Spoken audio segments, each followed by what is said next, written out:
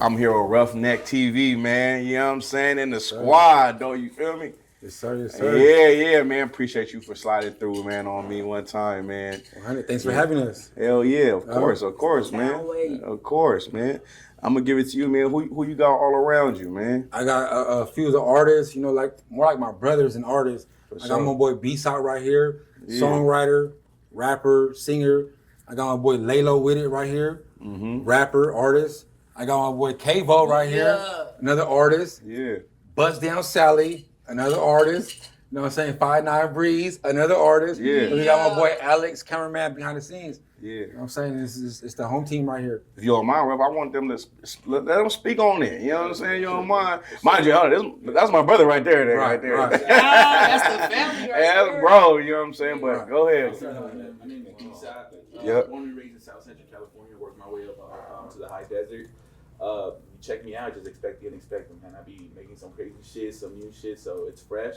So check me out, man. BSOTT at B-Side. If I could, man, we was listening to B-Side music before we started. You gave me that was some country music. Okay, I liked it hella. You know what I'm saying? I liked it hella. Like, so go crazy, bro. Yeah.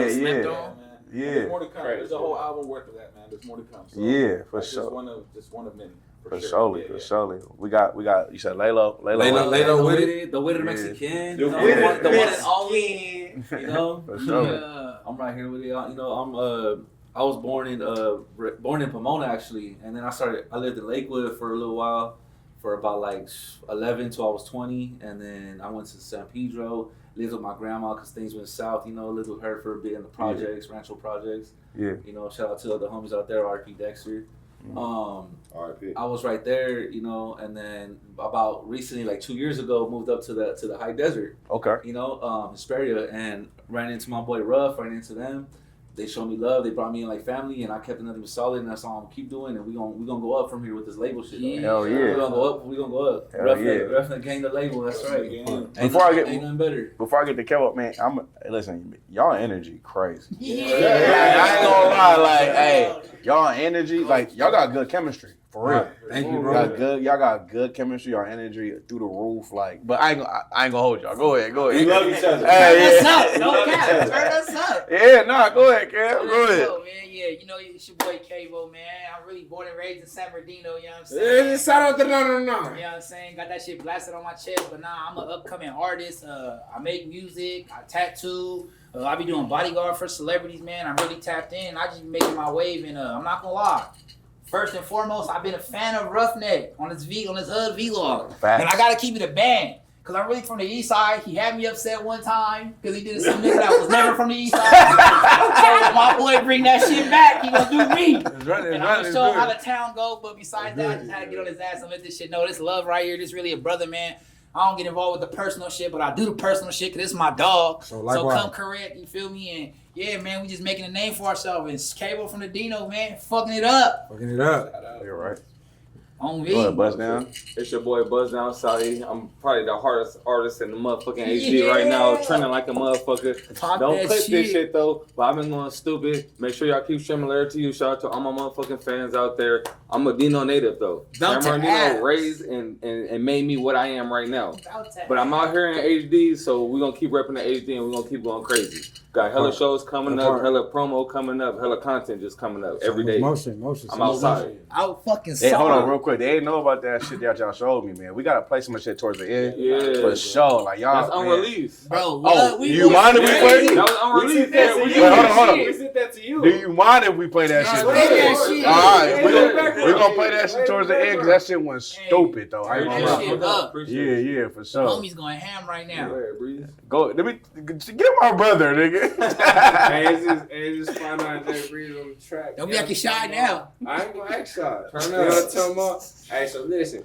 What we're really doing out here is the real HD movement, nigga. We up the hill. You know what I'm saying? No, don't ever get it mistaken. You know what I'm saying? No, we really going hard. You know what I'm saying? No, we got B-Side. You know what I'm saying? No, we got Lalo with it. We got Kavo with it. You know what I'm saying? No, hey, we got Ruffneck with it. We got Bust Down with it. We got Breeze with it. You know what I'm saying? No, we got Alex with it, nigga. On Jesus Christ. We all with Lord Christ. We out here going crazy. More than Christ, too. And we really having it. You know what I'm saying? No, we really happening with it. You know what I'm saying though? You know what I'm saying though? Now we really make it. The most motion the view ever seen was us. You know what I'm saying though? And that's really how we get down. You know what I'm saying though? You gotta holler. Hey, if you ain't run, you ain't ran. You know what I'm saying? That's all I'm saying. You feel me though? Hey, to really get down. You feel me though? Hey, but shout out. You know what I'm saying though?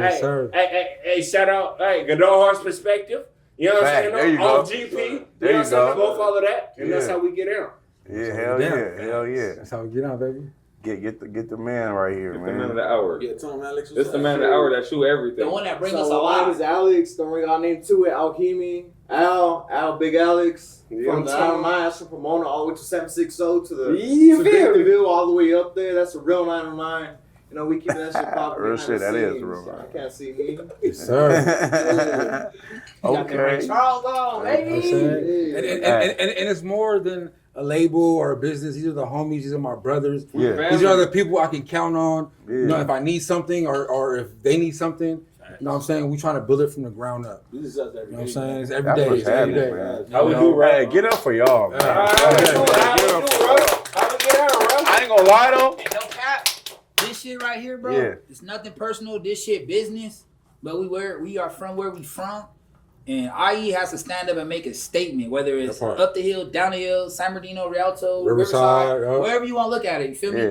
Because it was 951, 909 before anything. Everything was 909. Yeah. Everything was 909. Right. And it all switched up. It all switched And up. if I- But we still originated. I can add to it. Bro said it best, man. Like Oh, God, he the did. HD is the real 909 though. Yeah. Like I mean, the gentrification and the pushing out to Yeah, everybody. Yeah, they pushed out people from the IE that stay down San Bernardino, Rialto, We down there Fontana. had They like put Indians LA. running this shit. They Nigga, pushed them up real to the life HD. Cowboys. And y'all came together though.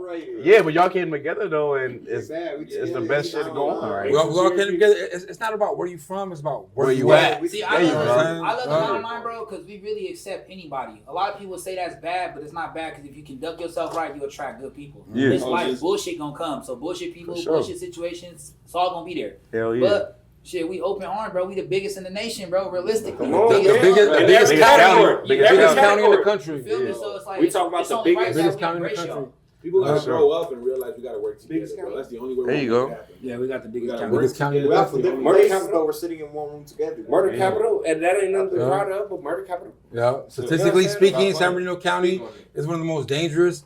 We top 10 counties we in top 10 every California. year in the last You know what I'm saying? 30, 40 years. Yeah. Between San Bernardino and Yeah. Victorville, We them niggas. you know, if you want to get into the street stuff, it's We one of gonna the get most into highest that. crime rate Yeah. cities in the country. I never went out. I California. never went out to HD without the strap. That's Right. for sure.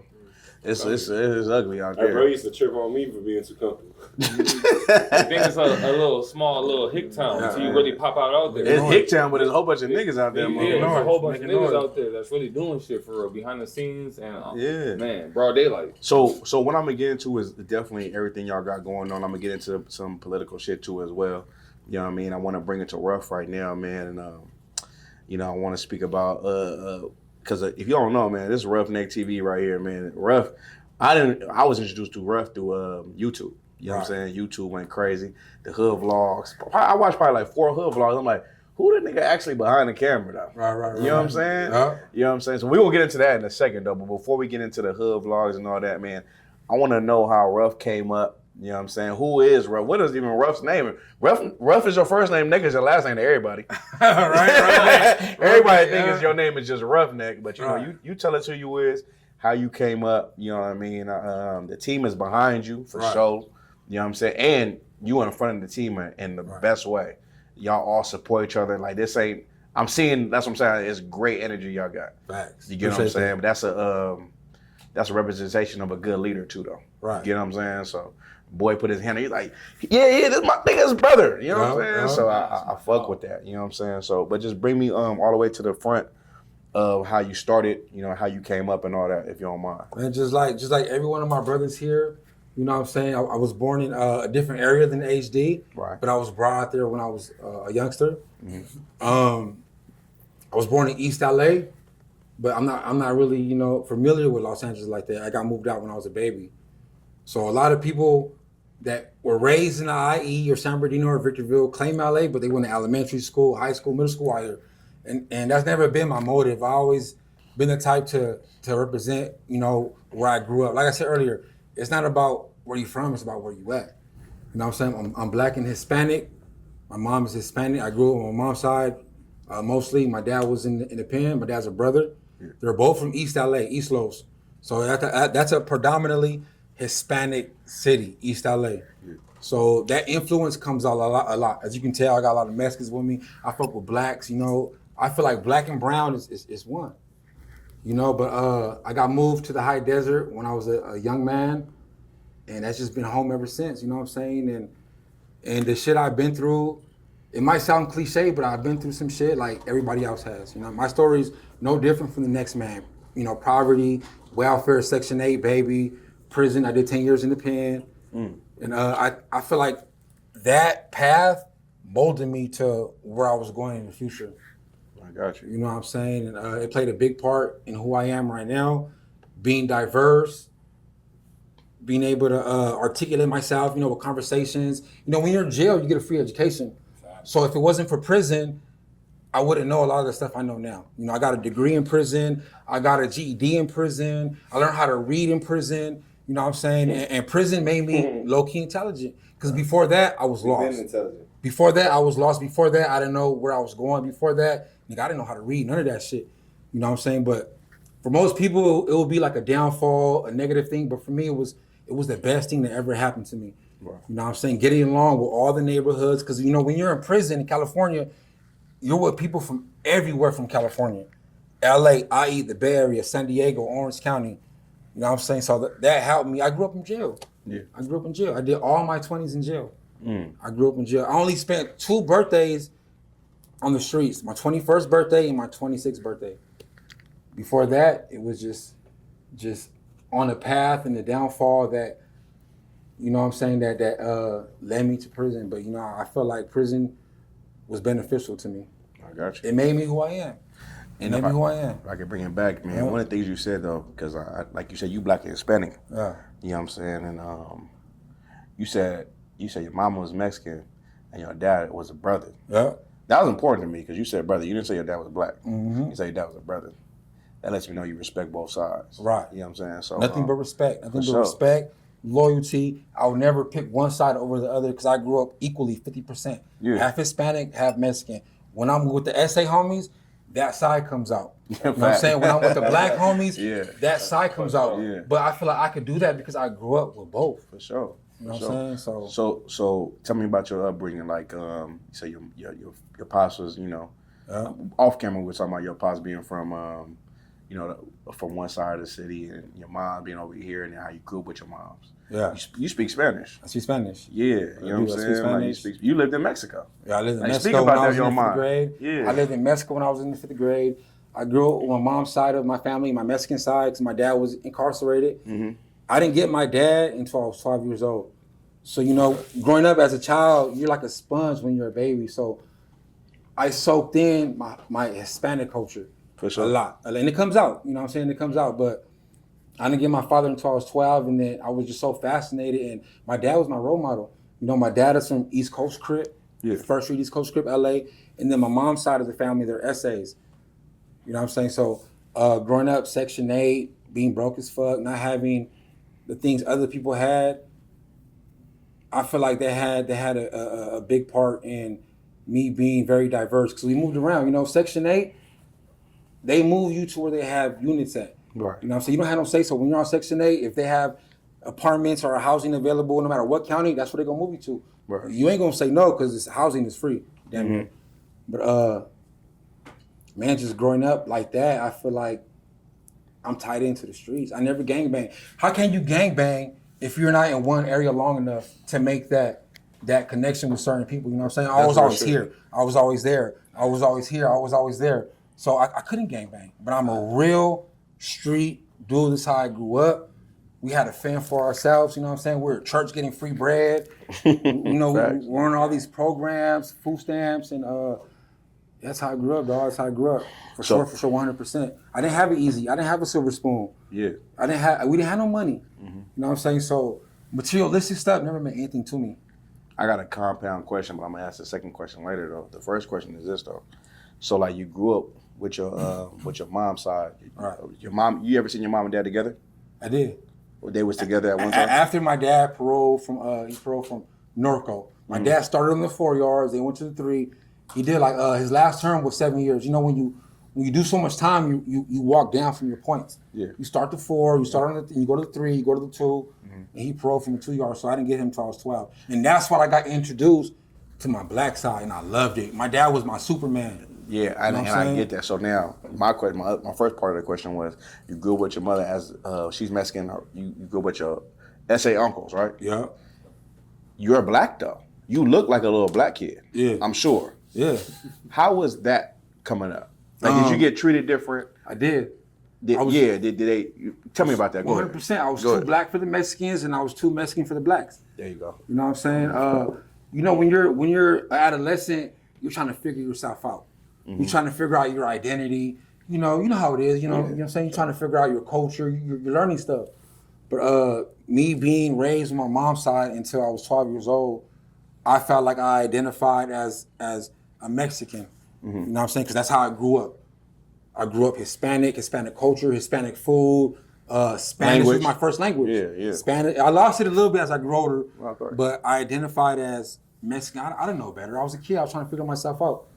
You know, but then when my dad came home. Wait, hold on. Before you get to your dad part, can I interject this? Yeah. So, like, you know Dexter the Joint? I do. Okay. He's just full Mexican, right? Yeah. But people look at him like he black though. Yeah. Because of his skin color. But Mexicans are black. If you go deep down Mexico, they're darker than all of us in this room put together. Salvadorians, black as fit. He really Mexican. Yeah. No, but hold on, real quick. But Dexter the Joint though. Yeah. I know he's full Mexican. Yeah.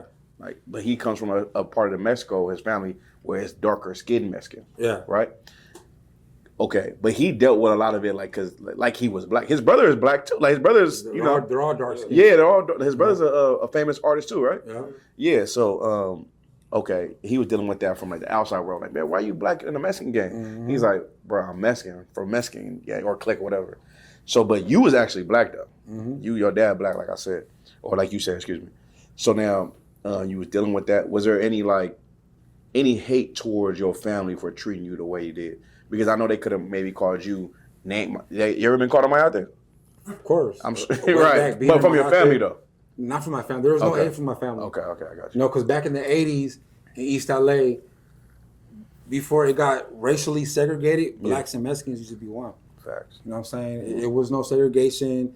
All that shit happened when the Sureños came in. You know what I'm saying? When the 13 started implementing politics on the streets and jail, and that's when that division and separation came in. Right. But in the early 80s, 70s, a lot of black and Mexicans were in the same neighborhood, same gang, same culture type shit. Yeah. But when that Sul came in, that Sureño, when that Mexican mafia came in, taxing, politics, money, that's when the shit got separated. Mm. You know what I'm saying? So, yeah. And another thing you said was like, before we get to your dad, because that's an important part, off camera you said you don't choose a side. On camera you said, when you with the Mexicans, this shit come out. When you with the blacks, this shit come out. But you don't choose a side because you're both. Like, you're Mexican and black. So, like, with that, right, like, how does the Mexican side embrace you? And how does the black side embrace you? They both embrace me. Like, how though? Open arms. Yeah. 100% love. They understand it. Yeah. Because with social media, I'm very transparent and it's out there for the public to hear my story. Facts. You know what I'm saying? But the Mexicans embrace me. The blacks embrace me. It's just different. It's different when you're mixed. Yeah. It's different. And right here being in California with gang politics and culture politics, and it's like, I grew up with both, dog. They had no choice but to accept me. When I get around my raza, I'm Mexican to them in their eyes, you know what I'm saying? Even though they know I'm mixed with black, when I get around my brothers, I'm a nigga in their eyes. Yeah. Even though I grew up with Mexicans also, so my situation was tricky. My brother knows he's black and Mexican like me. So that's kind of a... Wait, you black and Mexican? Black and Mexican, I kind of knew that. I should have knew. It gets tricky in California. It gets tricky because in other states, they don't care about politics. They don't care about race. But California, this is the heart and land of racial culture and gangbanging. So they're going to separate regardless. Full Mexican, though. Layla full Mexican. Yeah. Layla full Mexican. But yeah, that's like my Mexican American. I'm not gonna lie, bro. Quick interjection. Yeah. Being black and Mexican in San Bernardino, or IE, I guess, because I've been locked up all through the IE and I've been in prison 2 terms. But like IE, San Bernardino, we accept everybody. Like me being Mexican and black, they fuck with me. Like I don't, like he said, like everywhere, like Mexicans go, black wherever I go, Asians, whatever, they fuck with me. But it's like when you start hitting like LA, all them like where the gangbanging culture is real. Niggas don't want to hear that shit, bro. Like quick rundown, like when I go to prison or jail, whatever, I run black. Yeah. But like I said, I'm Mexican, so I don't be on no Mexican disrespectful shit. Like I know program, I know everything, but it's not my place, not my thing. Right. But I've been in situations where Mexicans get at me like, I'm not catching on. They like, look at your skin color, you're tripping, fool. And I'm like, what? And I'm telling them like I didn't understand. You feel me? And then it's like being black. It's like I eat with them, I program with them. We go up, it rides, I go up. But it's like, cause I'm not a Crip or Blood. Yeah. Niggas act funny over the phone and shit. So it's like, it's fucked up. Like it's a bad pill to swallow. But that's only when it gets to politic and like the LA motherfucker. But like in San Bernardino, like they embrace us. They fuck with us Mexican and blacks. You know what I mean? Yeah. And like me, say to them, I never gangbanged them, so I never chose sides. And then like he said, I'm not going to. I'm not going to. But it's like just politic wise, i.e. Inland Empire, it gets tricky. It gets tricky when you don't gangbang also and you land in the institution. It gets tricky when you're mixed. So it's tricky. Don't go too far because I want to implement your pops getting out of prison and seeing you. Right. Because when was the last time you seen you before he got out of prison? I mean, we used to go to the conjugal visits when he was in Oh, y'all had family visits? Yeah. Because my mom and dad were married during his whole prison term in 12. So, you know, we used to go to conjugal visits when he was in Donovan. Yeah. We used to go to the conjugal visits when he was in Norco. And I don't remember too much before that because I was little. But when he got out, though? When he got out? How was that dynamic? My dad, like I said earlier, my dad was my superhero. Yeah. He was a big, buff, black guy, long hair. You know what I'm saying? He was swole. For real. You know what I'm saying? Before he got older, but my dad was my role model. I heard the stories until I was 12 years old. My dad was a G. Yeah. You know, he beat a murder case he took a plea bargain. So I know the stories behind my pops. You know what I'm saying? He was a real one. Yeah. That was just my role model. When he came home, nigga, that black side just clicked in. You know what I'm saying? Because he taught me the culture. Yeah. I started being around my aunties. I started being around my uncles who were also from East Coast Crip, right? So I got introduced to that culture, even though I knew my black side of the family growing up because my mom didn't keep me away from my dad's brothers, my aunties, my grandma on my dad's side. Mm-hmm. Even though she didn't keep me away, she had a relationship with my dad's side of the family. But when my dad came home, I had him in the flesh. Yeah. I'm like, man, I want to be like this man. All the stories, I want to be, you know, just I was influenced by that. Okay. I didn't know any better though. I wanted to be out here beating shit up. I wanted to, you know, just like my dad. Yeah. You know what I'm saying? I wanted to be that guy. So let me ask you this though, right? So now you did that. Your pops came home. He locked in, right? So now I'm gonna fast forward a little bit. Right now, I'm gonna go to a question. I'm gonna come back to your upbringing. So, Mexican OT, right? Right. It was a situation that happened probably a month ago. Right. I got you here now. I'm gonna ask you the question. So he said they asked him on a whole bunch of Angela Yee show, right? They said, how you feel about Mexicans saying nigga? Right? It doesn't bother me. Hold on, no. Real quick. So this will bother me. So he said, what you feel about Mexicans saying nigga? And he's a Mexican, full Mexican from Texas. He goes, first thing he says is, any man in here? He's like, what the fuck they gonna do about it? Right. Then he goes and explains why he says nigga and all that shit, right? First answer that part of the question about, you know, the wrong part he did to me was saying, who gonna do something, right? Because he didn't have to say that, like in my opinion. But the other part is how you feel about Mexicans saying nigga as someone who's black and Mexicans know both sides of shit. You get what I'm saying? Mm-hmm. But you told me you identify as black. When you go to the prison, it is what it, you know what I'm saying? Mm-hmm. So just break that down for me, if you don't mind. When Mexicans saying the N-word, it doesn't affect me. It doesn't bother me. Mm-hmm. And I feel like that has a big part of that is because I grew up with both.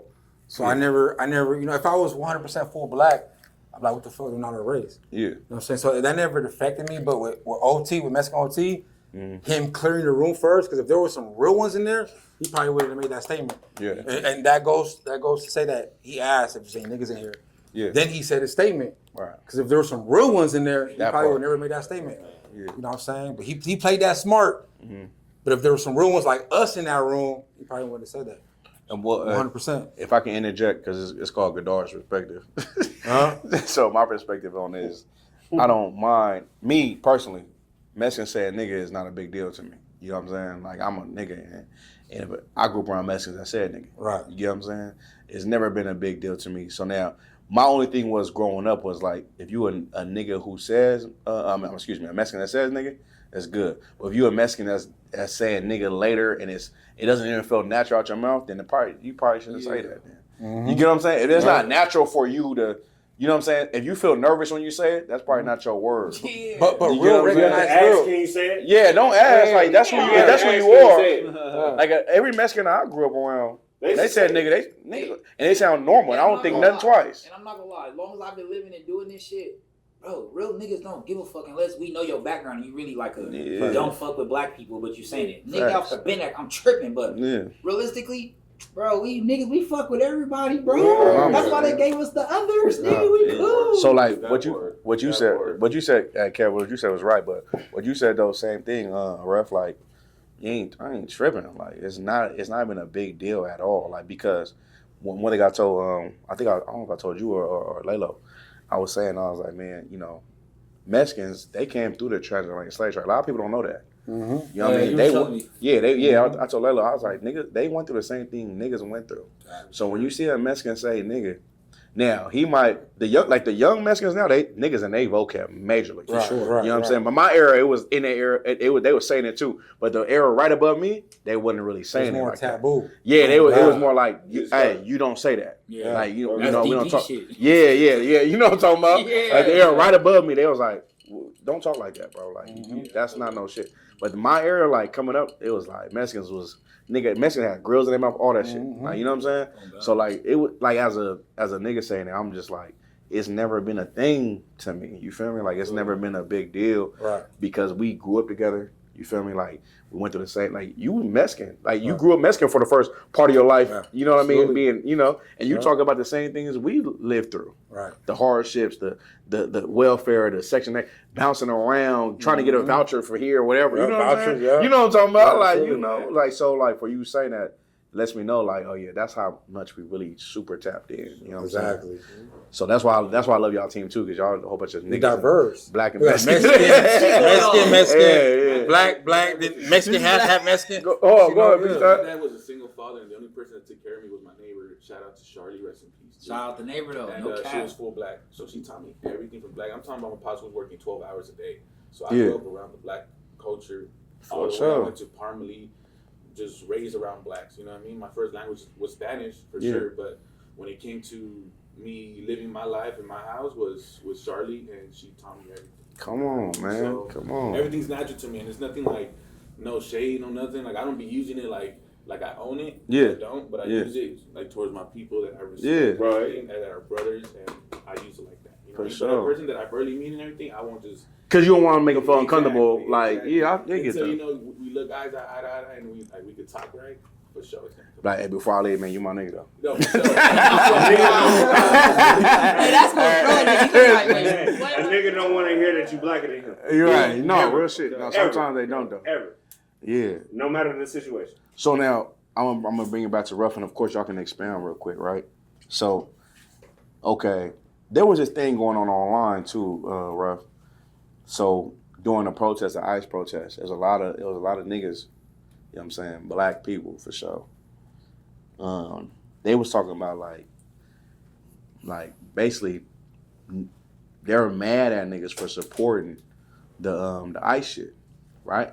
It was like, oh yeah, I seen on comments, it was like, oh, we gonna sit this one out.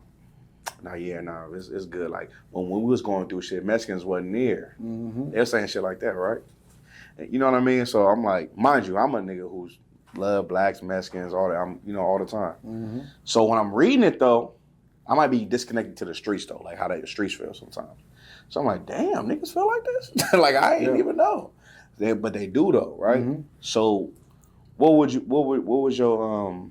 be your like insight into niggas feeling that like that, and if Mexicans make niggas feel that way? Like speak on that if you don't mind. I mean, intellectually speaking, for blacks that don't know the history, blacks were here before the slave ships.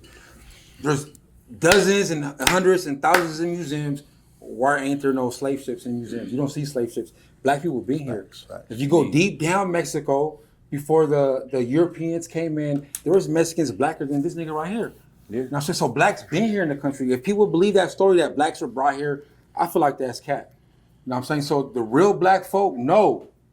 They know, bro. You have to be intelligent. You have to read, bro. We been here, bro. Yeah. So the real black people is gonna support the Mexicans. Facts. You know what I'm saying? Because there was Africans in Mexico long before Christopher Columbus. Nigga, what? Stop playing, bro. Yeah, bro. Where do you think the Indian comes from? The dark Indian, the black Mexicans. Come on. You know what I'm saying? Deep down, Guadalajara. Come on. You know what I'm saying? There's Mexicans. We been here, bro. All that slave, all that black people got brought here. I feel like that's a hox. If I can add to that though, too, like it was a time, you know, I ain't trying to be long with it. Right. At a time in history where black people was running from slavery from white people. And they went to Mexico. They ran into Mexico. Yeah. Mexicans made them citizens. In the 1800s, Mexicans were accepting Africans that were coming from the United States. Yeah, and then you know what they did though too? They offered their daughters to them. Like, marry my daughter. You know what I'm saying? Like we family now. I heard some shit like that too. Yeah, like we family now. Like you know what I'm saying? Like people don't forget about that shit because it's not present now because we lost our way. They try to hide it. But for real though, that's what happened though. Shit, like you said, nobody reads, bro. They try to hide it. Bro. The world we live in today, bro. It's pictures. Listen, I got pictures right now with Mexicans picking cotton. I got pictures of Mexicans getting lynched and hung. I know some shit. Yeah, come on. I be with kinfolk, bro. Come that on. nigga We darker than them. But like this, bro, my big brother's perm was just as dark, a little bit darker than Roughneck. Yeah. My family from my dad's side. Yeah. It's just like Drex and Jordan, like just how you were bringing it up. You're right. It's that same way. It's like we look back, you know. There's towns deep in the middle of Mexico where the whole towns look black. No, but for real though, Ruff, that's why I wanted to bring you on here because Ruff represents both sides so great. Like seriously though, like you do a lot of amazing shit. You know, social media and you push your shit. But one of the best things you do is you push both sides. And on top of that, you bring them together. You like Buzz saying it. You bring them together. You get what I'm saying? And that's important, especially in this climate right now that we in. Right. You know, I mean, we in a climate right now where me and the brothers know we were like, damn, like I think this is the most I ever seen niggas and Mexicans hate each other, and it's on black people part now. It used to be on Mexican. Like I remember there was a time it was Mexicans at one time. Black people now, I'm like, oh, it's ugly. They was mad at us. Not to be long with it. They was mad at us for going to the protest. They was like, y'all niggas weird. I was like, we weird? Black people are the most loving, accepting people. Absolutely. We don't care where you come from. Absolutely. You know what I'm saying? We don't care where you come from. It's other races that try to shut that stuff down. Right. But black people as a culture, black people are the most loving, accepting people. Facts. You know what I'm saying? Because it's genetically installed in us. And there ain't no superior race. That's the thing with like, not like that, but like with white people, the Caucasians try to keep superior Asians. They probably the only ones that really keep it superior. Nigga, you can lose your life fucking with the ops. Hey, Cat. Well, black people, we got empathy. So whenever we see a certain situation, it don't matter if we don't know you. We gonna feel for you regardless. So it's like, I feel like only certain ones. So that's why we can reach out and make that connection that we got now. That's why we got that bond like we have. We know how to make a bond. Yeah, we're not worried about all the shits and giggles in between the lines. For sure. We write what it is. We accept on the you line. for what you are. Yeah, facts. Yeah. Facts. That's 100. And I ain't gonna lie though, that's one thing I'll fuck with y'all about too, cause y'all really y'all speaking on that shit.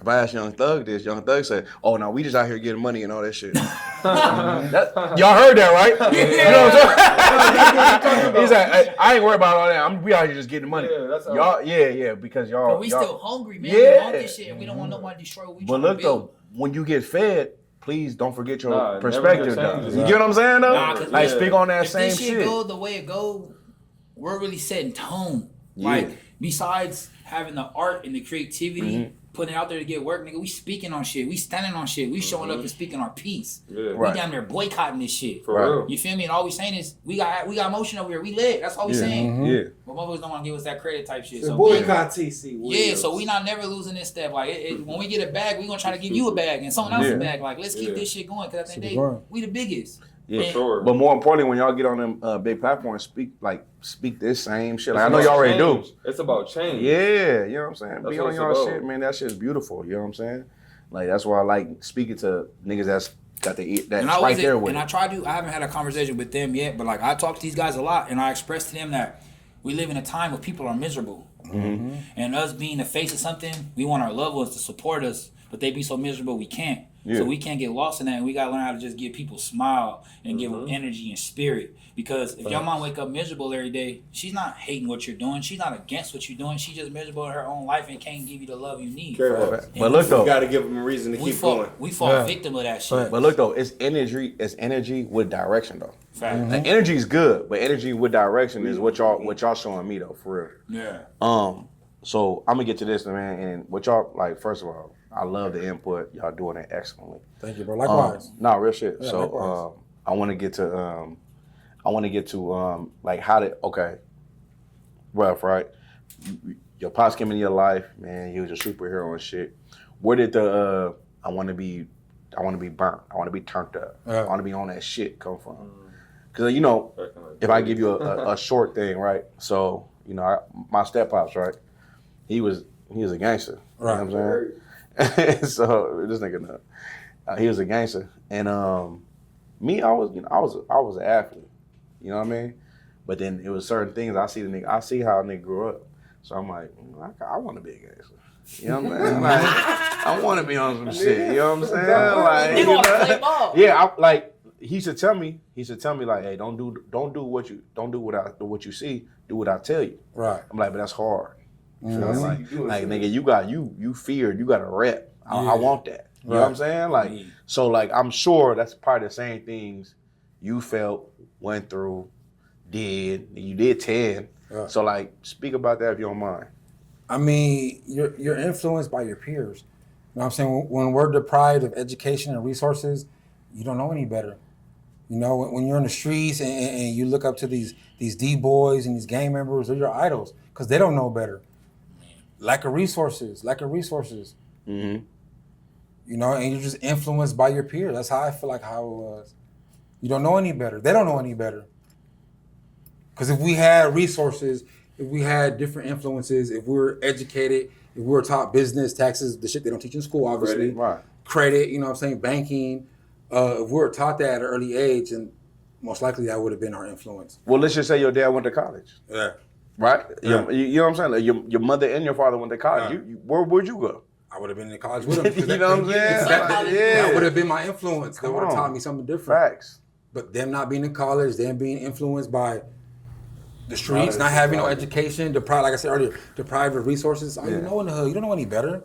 So like, what made you like, hey, I'm locking in on this? Like, hey, I want to go, whatever your crimes was, right? Yeah. I'm on that. That's all I knew. So tell me about That's all I knew. That's all I wanted to be. See my uncles doing it, see my dad doing it. You know what I'm saying? As a kid, going to prison was like a staple. Going to prison was like an achievement.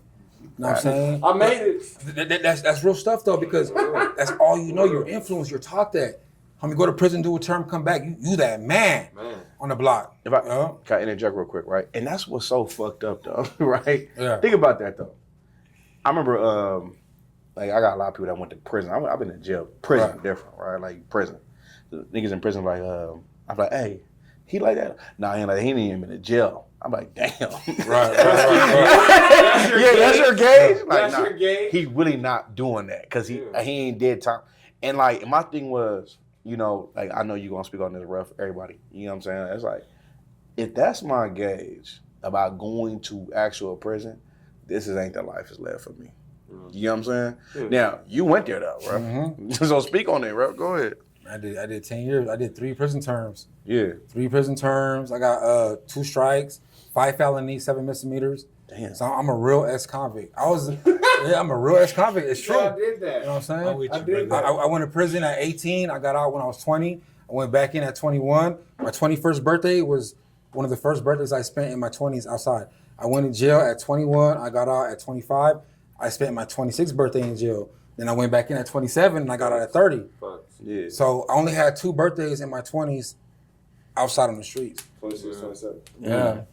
21 and 26. Those were my only 2 birthdays in my 20s. Yeah. You know, I got 11 birthdays in prison. 11 birthdays in You was prison. busting down spreads and some more shit. Spreads, riots, fights, politics, different yard, all GP. Good, right? All GP mainline. Put that on Jeep on GP on GP. All GP. Never went PC. Yeah. Never locked it up. Never rolled it up. You know what I'm saying? Never tucked my tail. You know, and that taught me to be tough. What was you getting into though? What was your shit? Man, I was a stealer. I used to jack cars. Yeah. I used to carjacking. That was my charge. Carjacking. Assault with a deadly weapon, possession of firearm, battery. So all my charges, you can look it up. It's public information. Facts. You know what I'm saying? You go on SanBernardinoCounty.gov, Yeah. type in Randy King Jr. Yeah. And it's gonna show right there, nigga. Carjackings, assault with a deadly weapon, possession of firearm, battery, assault. And that's all I knew. When I was broke, I'm gonna get it from somebody. I seen a nigga yesterday or 2 days ago. He was like, we're gonna get to that OTR shit. I know y'all thirsty for that joke. I see a nigga, hey, he said, hey, y'all want it with a Roughneck? I see a nigga 5-piece nigga in the club. I ain't lying. Yeah. You know what I'm talking about. Oh yeah, my boy Rudy. Yeah. Boy Rudy. Yeah. You know what I'm talking about, Bus, right? Because we know he's been around us every time we pop outside for real. So he watches us and we fuck with him for real. Yeah, So he was like, Bus. He said, I seen Ruff get a nigga 5-piece with a camera in his hand. One hand. That's hilarious. You know what I'm saying? So like, when did it click for you? When did it click for you after like whatever prison term? He's like, hey man, I ain't trying to go back to prison. Yeah. You got kids? I do. Okay, how many kids you got? I got 3. I got a 21-year-old and 2 teenagers. Well, they're about to be teenagers. You got a 21-year-old? 21-year-old. Nigga, you look 30. Yeah, I'm 37, about to be 38. God damn. Real Mexican, 16, 15 by that age. I had one. Real shit. Mexicans about 15, 16 kids. And that was a norm back then. In high school, when I was in high school, yeah, everybody was having kids in high school. Right. All the 10th graders, all 11th graders were having babies, pregnant. Ain't your girl if you ain't had no girl. You ain't no baby by it. All right, so hold on. All right, so let's get to this, right? So you grew up and you was going through, went through a lot of things. You went through situation with growing up with just your moms, your uncles, and seeing one side of life, and your pops got out. He became a hero. You embrace your black side. I love that. You know what I'm saying? You embrace your black side. You got to learn your aunties. You got to learn another side of you that was basically unlocked. Mm-hmm. Right or wrong, right? Yeah, it was unlocked of you, right? It was unlocked, and at the time it was new to me. Yeah. When that came home, it was all new. So that was the first time you ate collard greens? No, I ate collard greens. I ate collard greens before, fortunately. Okay. Yeah. But it was my first time being around that culture. For sure. You know what I'm saying? Yeah. Heavily, deep, knee deep. Right. Yeah. Yeah, that's beautiful. So, okay. And then like we were talking about before, you was getting locked, you was like, trying to maybe prove a point or just that's who you was. Just like, hey, I'm fighting, I'm doing this, I'm around certain individuals that has me on this type of time. Right. Then you get clanked for something, you go to jail for something. What was the first thing you went to jail for? Assault with a deadly weapon and possession of a firearm. I was 18 years old, right here in San Bernardino, CDC. 18 years old. I was still in high school at the time because you at 18 in high school you graduate around 18 and a half. Yeah. So my birthday's in January in the beginning of the year, so I went to jail in March. I had 2 months of 12th grade left. So I was a high school student in the county jail with the big dog for assault with a deadly weapon and possession of a firearm. Okay. Wow. You had a possession of a firearm. Okay. So 18 years old. You was on that. I was on that timing. Yeah. I was on that timing. I didn't know any better though. Yeah. I didn't know right from wrong. That's all I knew at the time. Mm-hmm. Was just to protect yourself. For sure. I rather at that time, I'd rather get caught with it than without it. You know what I'm saying? What city was you living at this time? I was living in Redlands, California. Oh yeah? Redlands, California. Wait, did you run into some racist white boys out there? Redlands was predominantly white boys, but in the area I lived in was essays. Okay. Barrio Redlands, I lived in their neighborhood. Yeah. So I always lived in Mexican neighborhoods growing up. From East LA to Redlands, Barrio Redlands. Shout out Chris Polk. You know Chris Polk? Chris Polk. Yeah, Chris Polk. Yeah. The football player, right? Yeah. From Redlands, from Redlands. Football. He went to the NFL. We were just talking about that, me and bro. That's funny. Chris Polk. You know, Chris Polk was like major out of Redlands. Yeah. He went to East Rev, I believe, right? He went to Redlands East Valley. Yeah. Rev High School. We played on the Seahawks together. There you go. You know what I'm saying? He's like way older than you. I mean, he's 2 years older than me, but he's No, he's like 4 years older than No, you. he's 2 years older than me. No, he's not. He was in like almost my class. I was class of 06. He's 1 year So older. he was around that class. I'm 09, he was 07, bro. That's what I'm So saying. he's 2 years older. He's 3 years older than you, at least. No, Anyways. Shots But in the club. Bow, bow, bow, bow. no, so man, tell me about your time, because you spent like 10 years total in prison. I did. And like, man, like speak about that to the people, man, because a lot of people, okay, sometimes when life goes dark, they never see the bright side of life again. Right. So now your life was dark at one point. It was. You know what I'm saying? Yeah. And at least the people I meet from that go to prison, they go from a dark side, and I promise you, they turn up. They turn up. You was one of them that turned up. You know what I'm saying? And said, I need new life. But speak about the beginning of your prison sentences and going back and forth and all that. What was your lowest point in that? The lowest point of first going to jail was, like I said in many of my podcasts, deciding who I run with. Oh, that was your lowest point? That was the hardest part of going to jail for the first Seriously? time. That was a very tough decision because it could have went both ways. Right. Me not being a gang member and being, like I said, half black and half Mexican, I could have ran with the essays. Right. I could have ran with the blacks. That was the hardest decision ever. CDC County Jail off of Rialto Avenue, San Bernardino. You know, Either way, you was choosing up, man. 18 years old. I was a kid. I was still in high school. And my dad put me on game. He was like, he kind of seen it coming too, my dad, because he came in when I was 12. And at this time, I'm 18 years old. So he kind of seen it coming. I was on a downfall. Yeah. He couldn't help me, though. He couldn't help me at that time. I was just you making my was own gone. decisions. Yeah, I was making my own decisions. He wasn't there, so I was on that. He was my role model and my idol. But at 18 years old, I was like, fuck you won't hear from me. So I'm going to do my own decisions. You're not my dad. You know what I'm saying? But that's my father. At that time, you're talking about when you was younger. At that time, you was younger. I had that mentality. Of little course. rebel, Of a course. badass. Like, fuck you, you're not my dad. You won't hear from me. Yeah. But I love my father now. I love my father. I love him with all my heart. Yeah.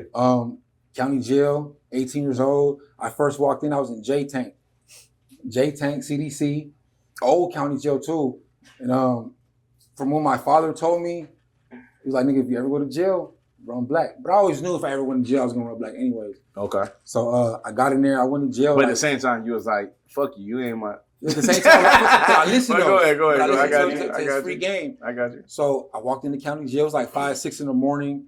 Everybody was asleep besides the essays. In jail, essays programming early. Their masks rolled up, their little boots and shoes on. You know what I'm saying? Their teeth are brushed. So all the blacks were asleep. No, I'm real shit though. Nah, go ahead. Real shit. So I walk into county jail. I didn't see no blacks. I'm like, fuck, it's all essays up. Watching BET. Uncut? Yeah, no. Uncut is at night. This is like 6 in the, it's like 6 in the morning. It's like some church shit. Yeah, like church shit.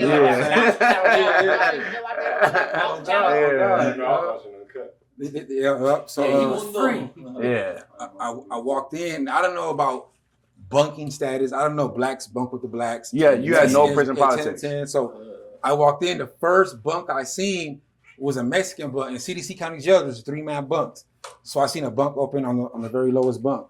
So not knowing anything, I just go in there and put my mat in. The Mexicans are looking at me like, you black or Mexican? You know what I'm saying? The blacks are asleep. So making all that commotion, I eventually woke the blacks up. You know what I'm saying? I didn't know how to make my bed or nothing. I don't know any of the politics. So the Mexicans finally hit me up like, "What are you, fool?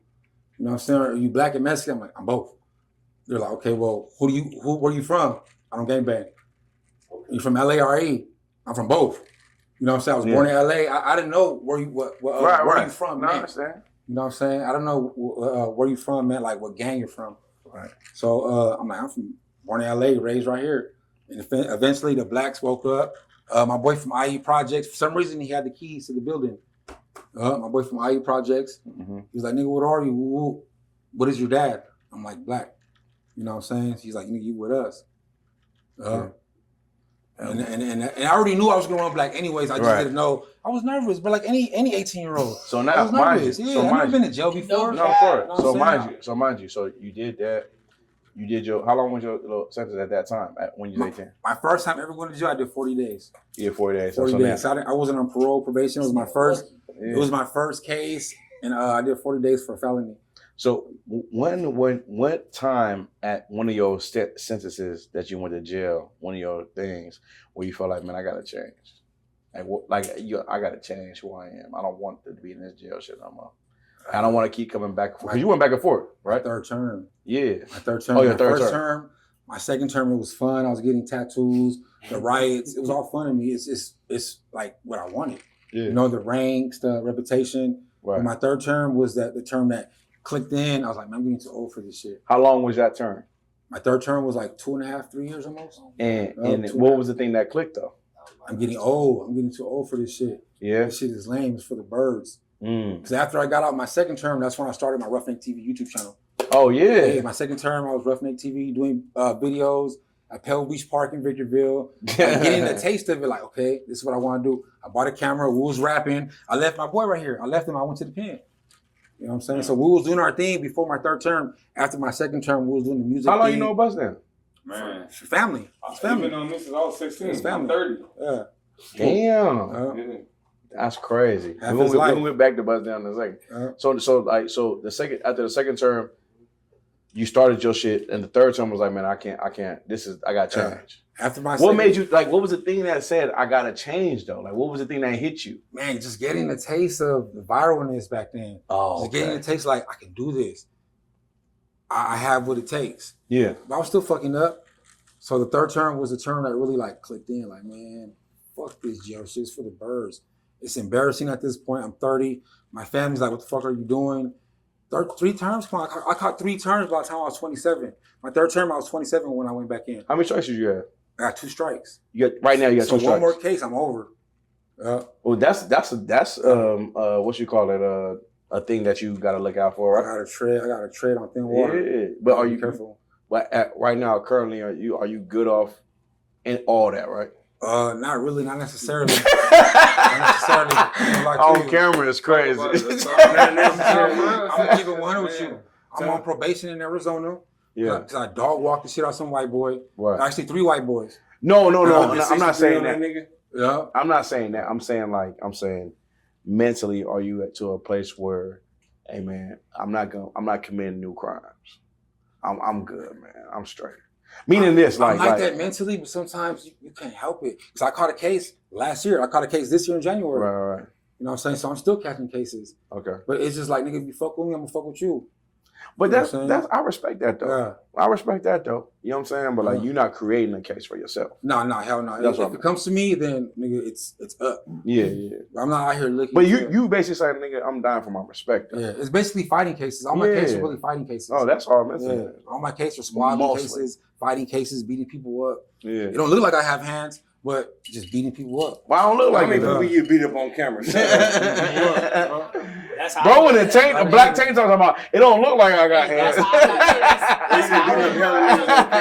That's how I went viral, no cap, nigga. What about the niggas you ain't? You Walked wasn't him no down, those camera. niggas was owe me, Stop nigga. playing. Yeah. Whooped him out, hit him like 4 times, put him out. Yeah. But I just showed up part of me walking up on him, see him swing at me, I put him out. Boom, fam, boom. Yeah. Bro, that's on me. The nigga grabbed the Do it Bible again. like, Do it again. I What love was it? you. What was it? What was it? sorry, Lord. What did you do? Amen, Full fan what? hallelujah. What did you do? Full fan what? What did you do? Talking about me? Put a nigga out. No, Put full me fan what? Full fam, I don't even Full know what fam I fan. said, but it just came like that. Was 4 hits.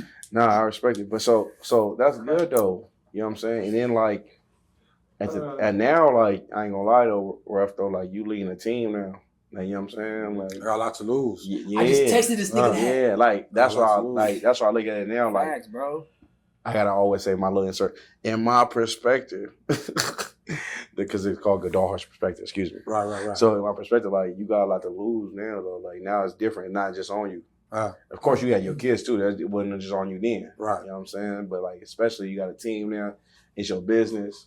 You know what I'm saying? You gotta look at it in a bigger picture. You know what I'm saying? Like, you know, I'm not saying to hire crash outs. I'm not saying that. That's what I'm not saying. Already. I'm not saying that at all. But you know, it's bigger than you now. You know what I'm saying? Like, especially you added more burdens to who you are. You know what I mean? So of course that's, you know, I know you know that already. Yeah, I know that. But sometimes you need a team to tell you things you might not see at the moment. For sure. You know what I'm saying? Because sometimes I don't realize or notice things, but that's where the brothers come in like, hey, bro, you fucking up. Yeah. You know what I'm saying? Or like, hey, ignore that nigga. Yeah. Nah, he ain't, that's good. Because if it was up to me, I'm going all the way with it. But every time. That's where the bros come in like, bro, it's not worth it. Or, bro, you got more to lose in this nigga. Or he's just trying to get free clout off of you. Right. You know what I'm saying? Because they see things I don't see. Right. You know what I'm saying? And that's beautiful because it brings me to our next point though. Because one of the best things, the most things you're known for, where I learned you from was this YouTube shit, man. Mm-hmm. Bro, them hood vlogs, bro. RuffneckTV hood vlogs. Nigga, I used to throw that on, be on my job, nigga. Right. Be on my job. You know how you put your phone in your pocket and listen to it while you go? Yeah. No, nigga, I'm watching, nigga. I want to see every face, every nigga. Right. And you know what's so cool? Like, their enemies is watching it. Mm-hmm. They can't wait to see niggas and what they say and what they do. You know what I'm saying? But like, you wasn't like academics though. Yeah. You academics sit in this motherfucking gamer chair in New Jersey and create chaos. You wasn't like that. You went to their hood. I was in the field. And you would talk to them. And you got you was personable. Real gangsters love that shit though. Yeah.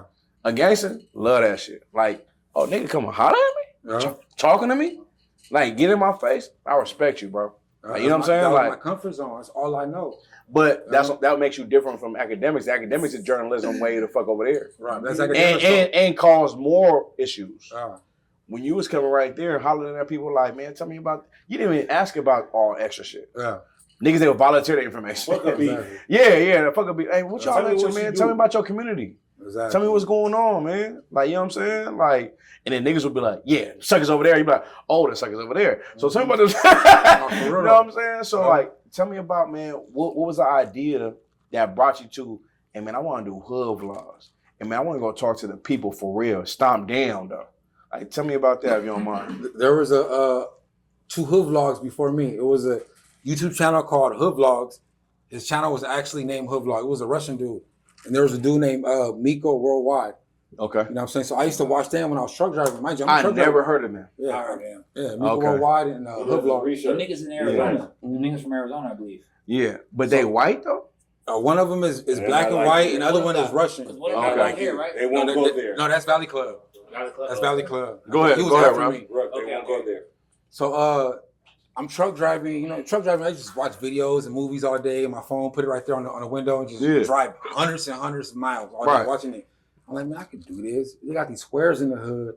They ain't been nowhere. They ain't been in jail. Don't have the culture behind me.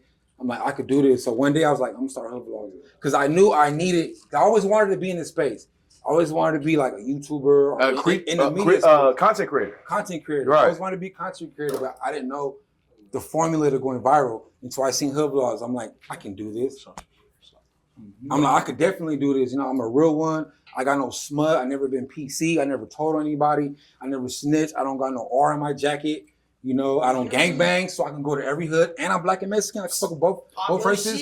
Hold on. You go anywhere in America. But wait, real quick though. But what was the courage behind that though? So mind you, that's what you're forgetting to say. Courage. It's just my comfort zone. Shit just happened. This is my comfort zone. Look, Kev, but what I'm saying though, niggas is not like, niggas are scary, bro. Yeah. Like naturally, some people are scary. Right. You know what I'm saying? Absolutely, 100%. Like they're scary to be like, Out the womb. yeah, hey, can I holler at you? From the phone. Let's win, nigga. I'm gonna tell your homie to holler at you and fish. But like that's what I'm saying though. You did real street journalism. Yeah. What made you get on feet and tap in? And how did you tap in? Like I know you want your jail shit, but tell me, man, break it down for me. I mean, all the relationships I built doing 10 years in the pen, you know, being back to back with some of these brothers and riots and fighting for our lives. Yeah. Of course I'm gonna get that G pass. Nigga, we fought for our lives for each other in jail. They love you. You know what I'm saying? If you say no, nigga, we save each other's lives, why would you say no? Now I'm starting a new thing, it's called Hood Vlogs. I want to give every hood across the country motion. And they loved it and they ran with it, and that's what took off. My very first hood vlog got 1.1 million views. I made $6,000 off of that. Who was it? Hasi in the Village Watts. I watched it. I watched Robert the Dreads. He had the half fade, half dreads. My boy out of Brazy. And you went to their hood day? I went to it was a hood day type stuff. Yeah, it was like a funeral or something. It was like a funeral, but it was all outside. It was like a hood day. Yeah.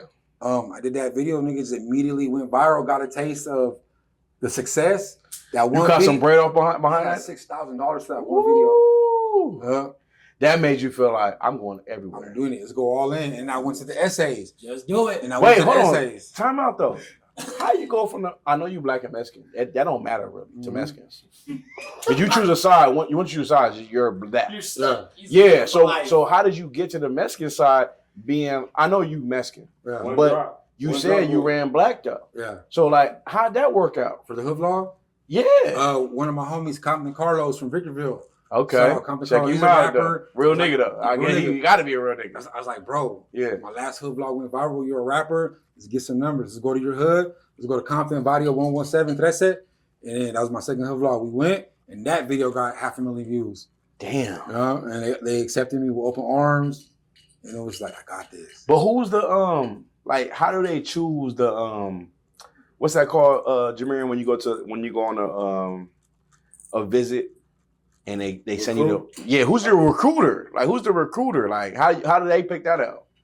The hood deals with that, who or you chooses you to become this? Like who chooses you to be like, hey, I'm gonna show you around. I mean, the people I personally tap in with, are real ones. Okay. You know what I'm saying? I'm not tapping in with no J-Cats, no pretendos, nobody that's really not from the hood but claim to be from the hood.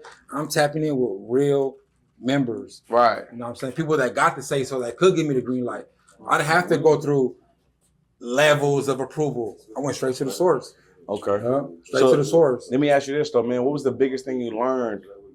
Like, because you didn't just stay in like California. You went all over the country. Yeah. You told me off camera, you went to Arkansas, Treetop Piru. I went to Arkansas. And you was like, it's Treetop Piru in Arkansas? That's a Compton hood. Arkansas? Yeah. So like, what you learned from that? Like, the one thing I learned about doing different hood vlogs in different states that California, the West Coast, has the biggest influence in the world. Facts. You got every hood you can think of in LA in different states. Facts. You got Hoovers, you got 6-0s, you got Treetops in different states. Great Streets. Every hood you can think of. Yeah. You know what I'm saying? So Line Trey is essentially there is no East Coast hoods. Yeah. So like that, except for GDs and folks and all that. Let me ask you this though. Two questions, right? Did any throughout your hood vlogs, they press you? I never got pressed. You never got pressed? I never got pressed. Nobody ever tried to rob me. Real shit? Nobody ever tried to set me up. How many people did you go out with? I did probably so I got a lot of hood vlogs too that I made private, but publicly right now, I got about 50 hood vlogs. 40, 50 hood vlogs. So I'm saying, how many people did you personally go out with? Like your peoples? 80% of the time I went by myself, but 20% of the time. 80% you wouldn't just dolo with you on the camera? I pulled up on 100, 200 bloods with guns on myself, solo bolo. Right. A few times I took my brother right here. Yeah. You know what I'm saying? You swear to God. I went to like a couple. We went to Bakersfield. Yeah, everything else was him. They ever pressure? Where you from, bro? Yeah, but after like my second, third hood vlog, they already knew where I was from because they watched the first 2, 3. So they knew, this nigga from IE, let's bring him over here. Was you always thoughtful about your colors that you went to? Hell yeah, nigga. I used to do that's real shit, though. I used to do my hood vlogs in like Bass Pro gear. Try to be as neutral as possible. Yeah. I used to wear but that's respect, though. But hey, that's Bass Pro Shop. Hey, but that's respectable though. Like you can't go to a certain hood and you feel me? Like you gotta be respectful. I used to wear colors that wouldn't offend nobody. Right. I never went with blue. Never went with red. I never went with purple. I never went with none of that shit. Gray. But if you went to a blood hood, did you wear red? Actually, after I got comfortable, yeah, like my 10th vlog, then I started. Hey, I'm gonna wear red. I'm pulling up. I'm all red. I'm gonna blend it with y'all. Yeah, you one of the homies. Yeah. So after like my 10th hood vlog, I started wearing their colors. Hey, what? I know a lot of hoods was good though, but like, what hood treated you the best though? Out of all the hoods, all the LA hoods. Hacienda Village Bloods. They treated you like get a plate, like they fed me. They paid for gas. You gotta say Bakersfield too. Bakersfield showed me love. Oh, I seen the Bakersfield's vlog. Yeah. Bakersfield showed us love. No, Eastside. Eastside niggas. The homies. Yeah, no. In Bakersfield, they got East Side niggas. We went to Bakersfield. Now, them East Side niggas didn't show us love because we was already with Lil Blood. Right. But it was they shit though. Mm-hmm. So they showed us love by not get at us. Bakersfield is wicked. Nigga, I had to say it say again. You talking about Lil Blood from Mazda? He from Oakland. Yeah. Nah, he ain't from Mazda. He from yeah, no. He from Oakland. He don't. Yeah. Nah, He don't even rap like that. Nah, he don't rap like that. Yes, he does. He's Busta Rhymes of the Oakland. No, he's not. No, he's an Oakland nigga, bro. He's a nigga. You're not talking about Lil Blood and Mozzie. No, they have song together, but that's not how he Or rap. Lil Blood and Yada. No. He has song with Yada, but that's not how But he they're rap. not from the same section. Yeah. No, I'm not saying that, nigga. He is Busta Rhymes in Oakland, nigga. No, he's not. Pay attention to how he rap. No. Anyways, Watch how he do it, nigga. Anyways. He like a, hold on real quick, bro. So like, I just want to know, like, so you wore them colors sometimes because you was mentally like, hey, I'm over here, like, you know what I'm saying, I'm over there. Yeah. So now, did anyone ever press you like, why you interview the ops? Nope, never. They never got and brought up. that's what I love. So they was really respecting everything you was doing. At the end of the day, I'm media. At the end of the day, I'm But media. they was shedding. They was like, man, you shed light on our community. I appreciate you. Yeah. That's what it mostly came down to? I put a lot of people on without even realizing it until after the fact. I went to this legendary hood. I did Treetop, Neighborhood Paru Bompton, Treetop Bompton. I did Hacienda Village Bloods Watts. I did, what's that Crip hood in Compton? Damn. No, not Avalon. It was, Nutty Block? I went to Nutty Block Power. You went to Nutty Block. Was that the hardest one though in the Compton? What was that? Now I'm gonna ask you a question. You have to answer. No. You have to answer this. Sure. What was the hardest hood vlog you did in the IE?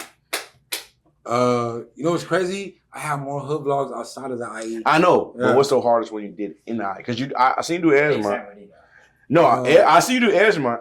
No, I'm sure. I'll probably say the Reno Valley. Edgemont. Reno Valley niggas, huh? They're the latest one. Edgemont and such that. The Reno Valley niggas, huh? Yeah, Reno Valley. Okay, so like, mind you, so me and my brother, right, my uncle has a house in the Reno Valley. Mm-hmm. But when we was young, we was probably like, I was 14, or I was 15, he was 14. We was in Reno Valley. That's when it was hot. Yeah. That's when it was like murder bad. Majorly. The murder. Yeah.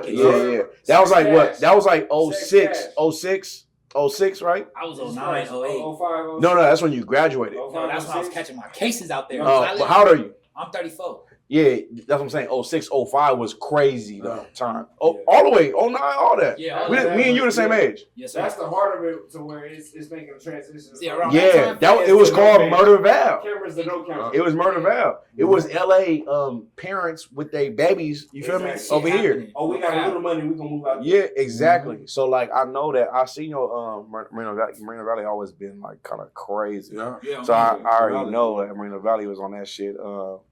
But like, let me ask you this though: did you ever get caught up in some music shit though? Music still? Like, what do you mean? Like them talking about you in your music with the vlogs that you do. No, they started talking about me in music recently, like the past month. We gonna get to that. The homie wanna rap. No, we gonna get to that. Kick it off. The homie rap. Tell them why they talking about you. Tell them give you a freestyle. I know you. I suck at rapping. I'm gonna get to I tell everybody I'm not a rapper. I suck. I'm garbage. Yeah. That's why I do everything else outside of rapping, and it's working. Obviously, me and you are the same in that way. I wish I could rap so bad. I was freestyling with bro like when we was off camera, right? And he was finishing my raps. I was like, "That's what I want to say." Right. That's what I want to say. I love bro. Bro, gonna rap. He's like, "I'm gonna rap for you. Don't worry about it." Right. And we gonna give you all the credit. Yeah, that's what I'm Dr. Dre. I'm Dr. Dre. Like, yeah. Gonna write you I said that right there for me. It's all you. Sign off. All right, no, but I ain't gonna lie, that hood vlog shit that you did, man, that was an era, bro. Yeah. Like, that was an era that niggas talk about. Nigga, did you watch this? I sent it to the homie. Like, watch that hood. There's a one nigga in it. It'll be characters that you run across. Yeah, characters. You know what I'm saying? That's like, mind you, let me ask you this. So some niggas that you came across, some niggas want to be on camera. Some niggas are the person that you rock with, and some niggas the niggas in the back like, I ain't saying nothing but I'm a killer. Right or wrong? Absolutely. You know what I'm saying? You know, doing the hood vlogs, filming, the editing, I had control of the narrative. So I would never put them dissing each other. I've been in hood vlogs where I see them commit crimes right on camera. Yeah. I could have did shit for views and put robberies, put them. But niggas wouldn't have fucked with you after that. And that's why people fuck with me, because I kept it respectful. You kept it. You was a real nigga behind this shit. And that's the other part of it, because not to cut you off, Ruff, but like what you said is so correct. That's why people want to fuck with you more, right? Because you like you understood it. Like you come from it. You feel me? When you come from it, it's different because you was like, yeah, that's crazy. and we ain't put that on. That's wild. Like we can't do that, bro. I can't have them calling me about what y'all just did. Fact. You know what I'm saying? So like I respect that majorly. Have you went up to the Bay before? I can't go to the Bay. I can't go to the Bay because I'm loyal to my roots. I fuck with the Southsiders, and what do I look like going to the Bay Area fucking with the Northerners? Now I do some Bay Area blacks. I'll do brothers because the brothers from up north are cool with the brothers from down south. Prison, we program with each other. A lot of your homies is Sudanos? All my homies, family, everybody. I got you when you go up there and fuck with the black. So for real. We already got something locked in. So going up there filming the Northerners, I just can't do it out of respect, loyalty, and my roots. Facts. You know what I'm saying? Because I do have a lot of Southsiders that rock with me. Imagine, this guy's a Southsider, he's Mexican, I go up there and do a video with the Norteños. You're going to look at him crazy, like, fool, what are you doing? Fucking with Ruffneck and he's filming these fools up there? You know what I'm saying? And I wouldn't want to do that anyways, even before him. Well, you know everything that told me that you don't fuck with it? Who? Yeah, that F hat you got on. The what? That F hat you got on. The F? Oh, yeah. I know that's probably just a hat to you. It's just a hat. But it's the hat. It's part of the drip. They don't sell that hat up north, nigga. Right? That shit really means something for real. It probably means what I don't think it means, but out there it means something else. But I got an F hat too. Yeah. Yeah, you're one of them too then. Forever lit. Forever lit. But you gotta have a forever lit. You gotta have go a ahead. Go ahead. Nah, go ahead, bro. You gotta have a high level of awareness. You gotta know where you can wear certain hats at and where you can't wear certain hats at. But I'll never go to LA with this shit on. Out of respect, not being scary, but being smart. But me and you we share the same thing. Mm-hmm. I don't know what hat I'm wearing, bro. Oh, that's a safe ass hat. But but that hat is probably one of the most dangerous hats. I can't go to LA. Especially out here where we at right now. Yeah, that's it. I remember I was looking at a Mexican nigga with an F hat. He was looking at me like, we enemies? And I was like, I'm looking at a hat like that. He had the black one though with the F with the Marlin. The Marlin that hat is with the barely blue. The barely blue.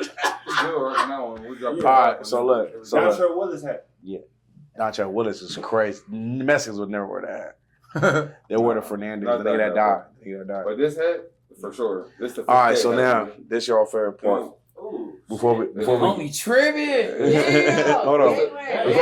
Before we get there though, I just want to know before we go to this part. Well, I can't hear you. What was I that? said before we get to the part that we really want to get to is the spicy part. Is like how much did you respect each and every gang or that you match with when you pulled up? Like, hey man, I fuck with them. They good peoples. They good peoples.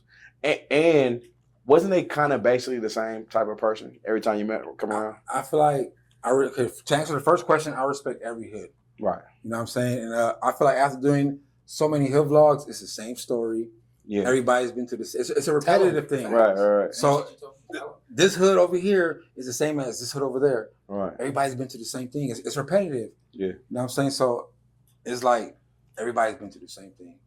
But I respect all hoods. Like you said, the first question, I respect all hoods. Mm-hmm. All hoods. Got to. It's my job. Yeah. At this point, it's a job. Yeah. You know what I'm saying? But the respect goes a long way. Mm-hmm. But the thing about you though, Ruff, though, is people don't give you this type of respect, and I do though, because I'm a real nigga. You feel me?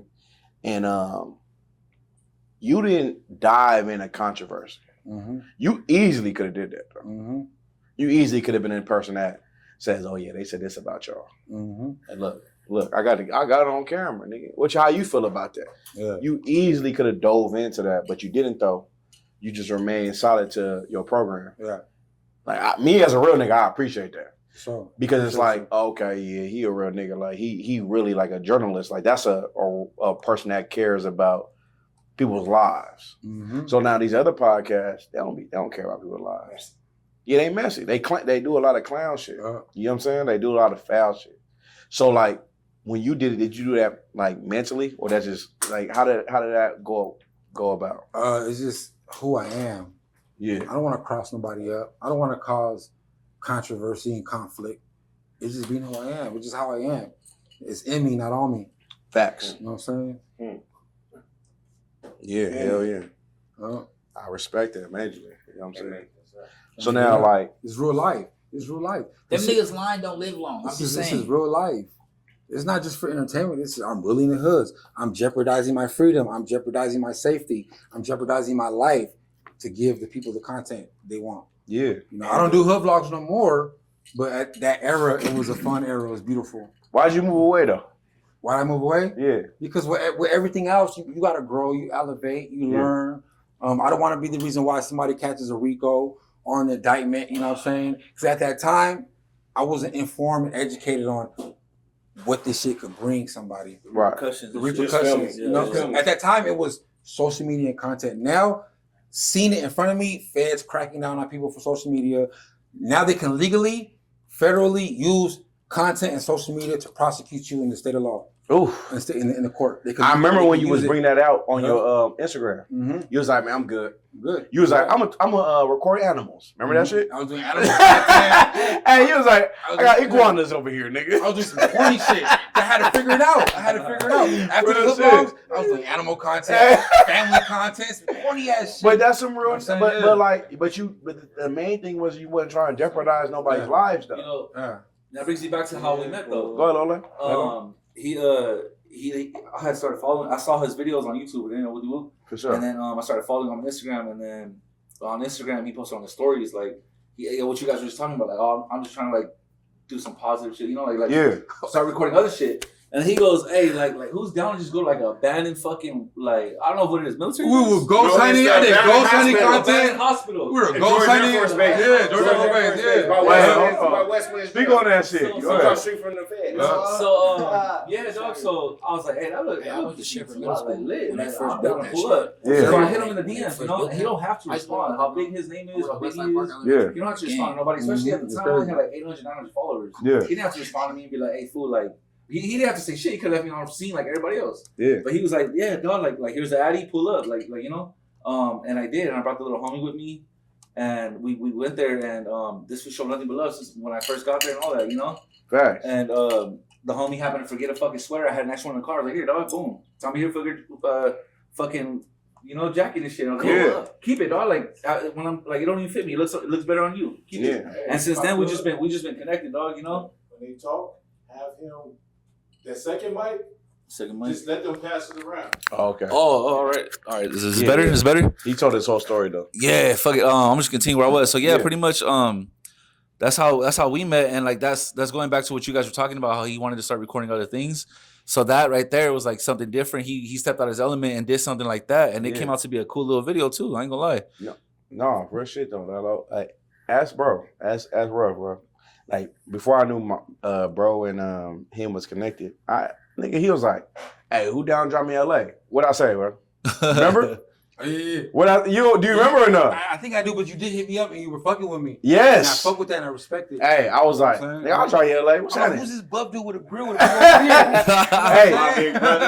Hey, hey, no, Ruff though. Like, you know, I'm a real nigga. I ain't no weirdo, bro. Yeah. So like when we said that, I was like, I'll try you LA. What's happening? Let's get some content, nigga. I'm trying to work, bro.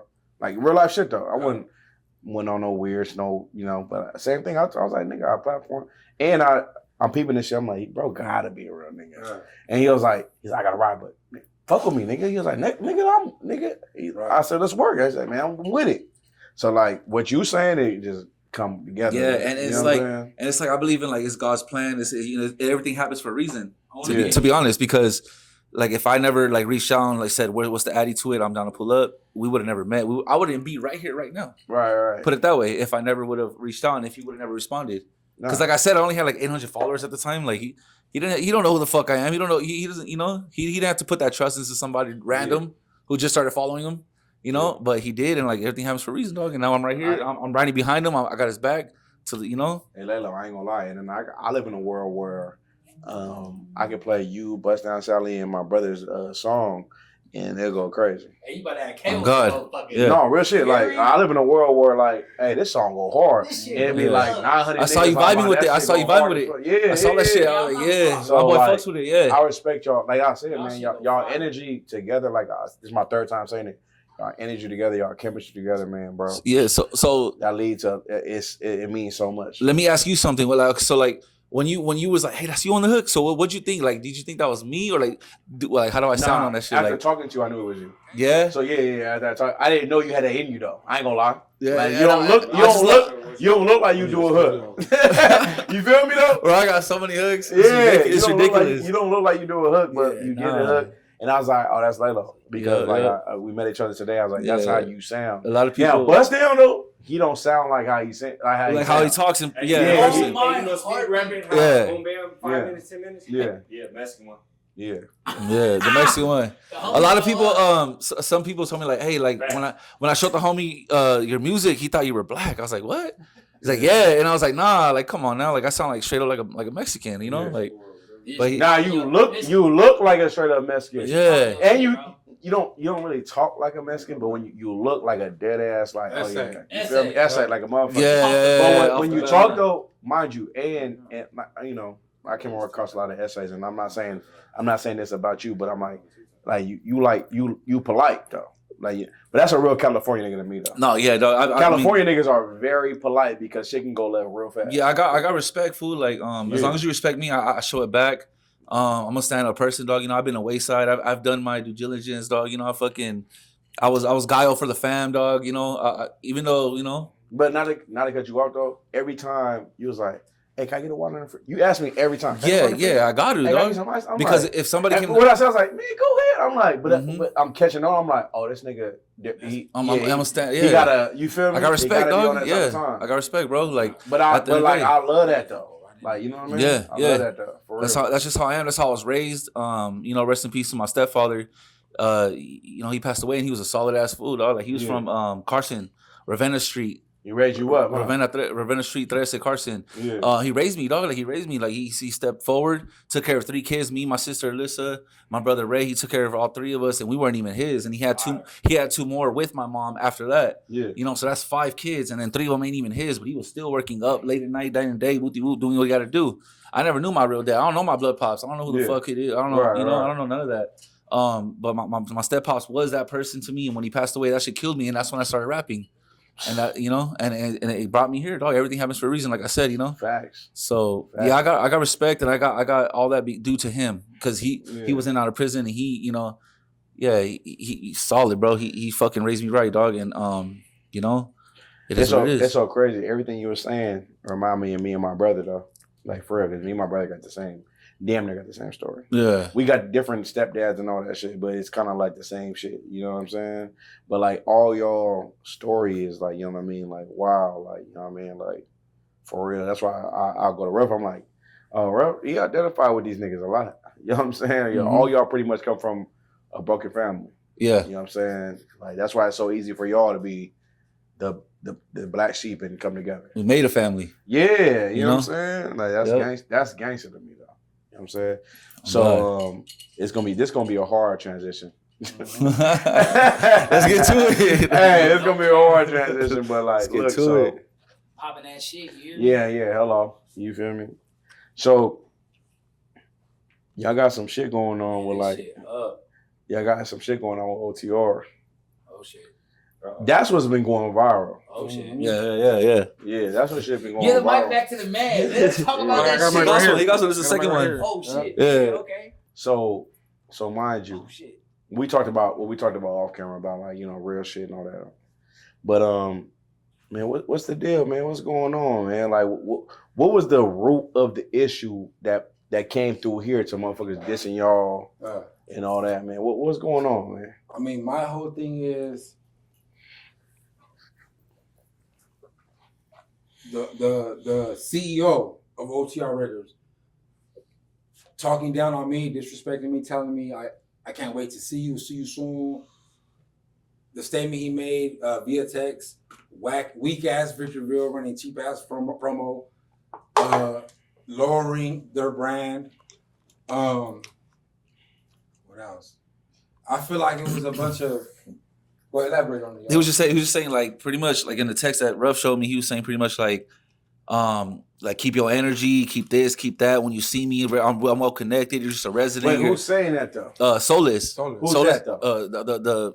The fucking label leader of OTR, whatever the He's fuck. saying that about like what does he mean when he says that? Though? I don't know, dog. I don't know. That's something you gotta ask him. I know what the way we take it. Means. The way we take it, the way Ruff took it is just straight disrespect. Like you're trying to talk. You're talking to him like as if he's some type of like punk or like some type of little fool you could just downplay. Nah, dog, like Ruffneck's really since I've met him, he's a stand-up dude, dog, and he's really with the shits, fool, like straight up. And a real recognized real, dog. Like I might not look like I could fight, but I could fight, dog. Like, I really break jaws. I do what I gotta do. You look like you can fight, bro. You know, like I fool, like that's all I do. You know? I feel like OTR Records popped it at the right one. They pop, yeah. The right one. They did their thing and they started shit with the right ones at the same time the wrong ones. Cause now when it comes down to making songs versus songs, when it comes down to making fucking disses versus disses, let's get it cracking and we gonna fuck them up on that. Trust me. Go there, we gonna go there. That's how it's gonna go.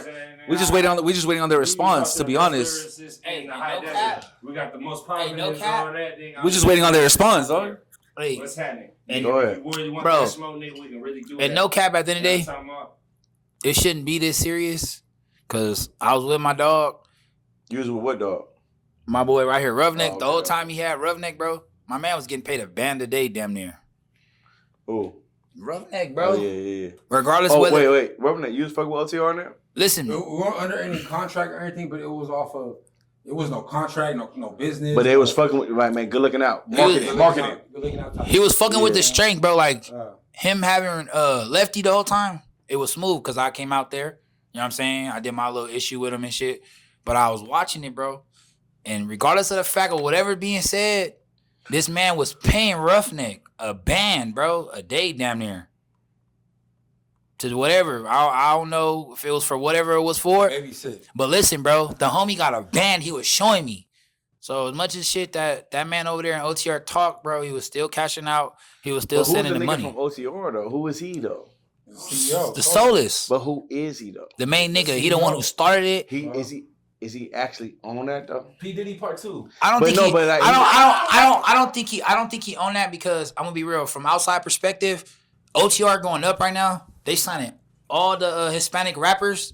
So damn near if you a Hispanic waking up every day with the dream to rap, you probably want to be with OTR. So they getting a What lot. I'm saying though is the nigga that you talking about. Is he like, yeah, nigga, I'm on that nigga. What's happening? Yeah, because he sent the messages. Wait till I see you. Keep that same energy. That's the same nigga I was popping it. But what he look like though? He's a Korean. hey, all I'm saying, Asian? Hey, I don't know the nigga race. I don't know the nigga race, but all I'm saying is though, he was paying my boy a band. Everything was looking like good business. And then Okay. outside looking in, because I am here and I was involved, I just felt like whatever happened with Lefty in that situation and whatever else, someone else was in the mix type shit, that's when shit went bad. But at the end of the day, you say my man was out there giving you bad promo, but you was paying this nigga a band a day. But why did it get bad though? That's why I'm telling you, from my perspective, I ain't been there. When the shit happened, go live, I wasn't there. So that's why I was hitting my man. It's like, bro, what's really going on? But I feel like, this is my opinion. I could be wrong, but I feel like whatever happened to Lefty, the night Lefty left and that accident happened, I don't know if it's real or nothing, because niggas ain't heard shit from Lefty. Yeah. Lefty ain't responded to shit. We don't know what's going on. His page ain't went nothing. But everything was smooth. Bro was with us. We was vibing. But after that car accident happened, we haven't heard nothing from bro. We don't know. In the vet? Yeah. And then look, we don't know what happened, bro. We just know niggas was vibing. The night split up. Bro went where he went. Bad accident happened. And then all of a sudden, start getting these type of messages. But it's just like, nigga, the same nigga you popping at was the same nigga you paying. Instead of getting all sideways, you should have hollered at a nigga and let him know. Because the same way they can't control a nigga, we can only do so much of controlling a person. But Ruff, do you agree with that though? I agree. And I also feel like maybe we're a threat to the label. Because a lot of OTR artists fuck with us. We didn't have to pay to get Lefty out here for 4 days. But Lefty was staying the night at his house. His first park at his house. If you don't mind, didn't Lefty come with the Rolls Royce? The Maybach. He came with the Maybach. Maybach. And Yeah. How the fuck you they came back with the Corvette. So is that why they beefing? Because they feel like you endanger their artists? I got blamed a few times for him crashing. I got blamed a few times for me not watching. Why is that your problem? But why would they pay a nigga a band a No, day? hold on, respectfully. Like what you're saying is correct. Facts. No. But this is my question respectfully. Is he a drug addict? He had. I'm gonna say like this. He has his preferences.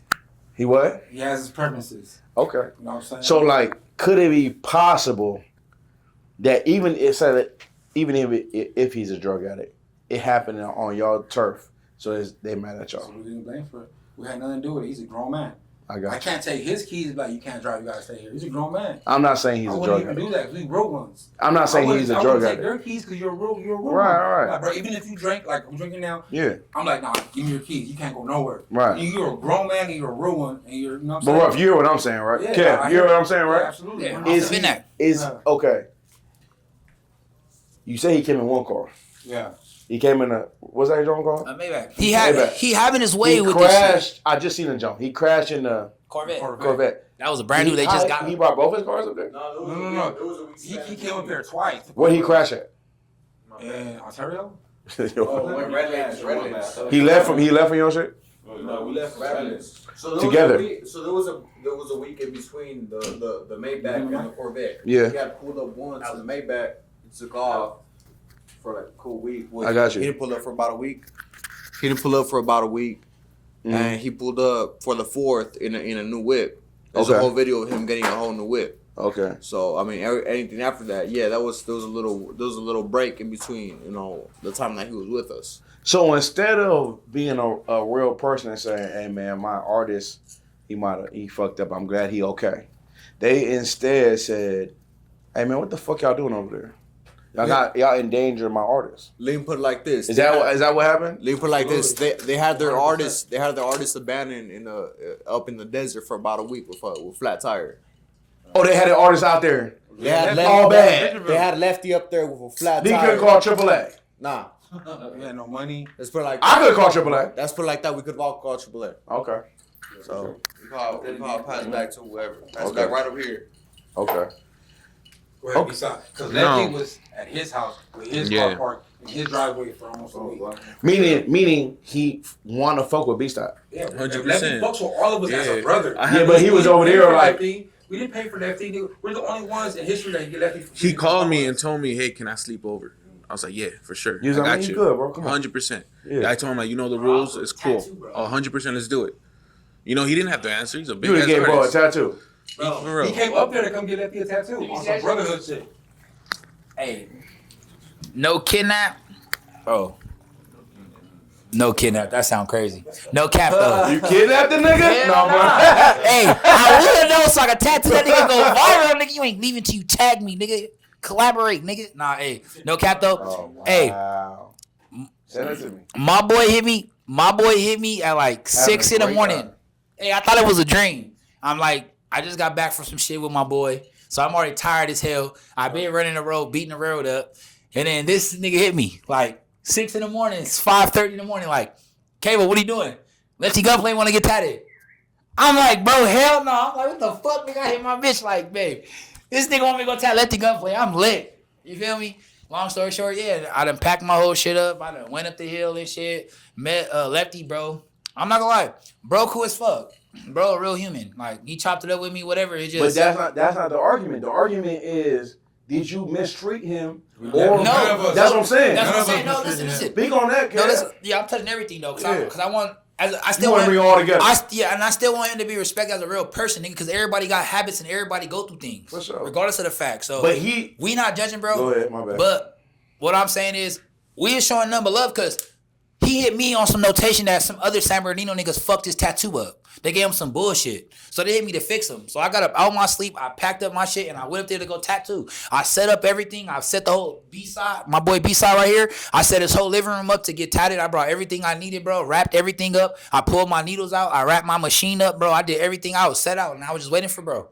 But bro got so much shit going on that he got involved with so much shit that I never tatted him. But I came and I set up till like 3, 4 in the afternoon. I came, like he called me at 6, bro. I was there about like 9, 10 o'clock. At my boy B-side shit. Within an hour set up, I'm ready to tat it. Nigga, I'm gonna go viral. I tat 9 in the morning? 9 in the morning, yeah, bro. You was there already? I was there already. Like, not like 10:50. No cap. No, but you was there hours before. Hey, I was there, bro. I set up. I got videos of that shit in my phone. I set up with Lefty, bro, and all that shit. He kept telling me, like, you're gonna tap me, bro. And I was just sitting there. I didn't get mad though. I'm not tripping. Like it ain't nothing. I don't give a fuck. Cause at the end of the day, me sitting there in front of Lefty, shit, that's lit. I'm lit. He's on my shit. You know what I'm saying? My boy Ruffneck plugged me. That shows I'm worth something. Cause he could have called a million Lefty. I mean, I said Lefty. I'm fucked up. The homie, Ruffy and Lefty. You feel me? But they was connected though. Yes, because sir. I seen Ruff's story.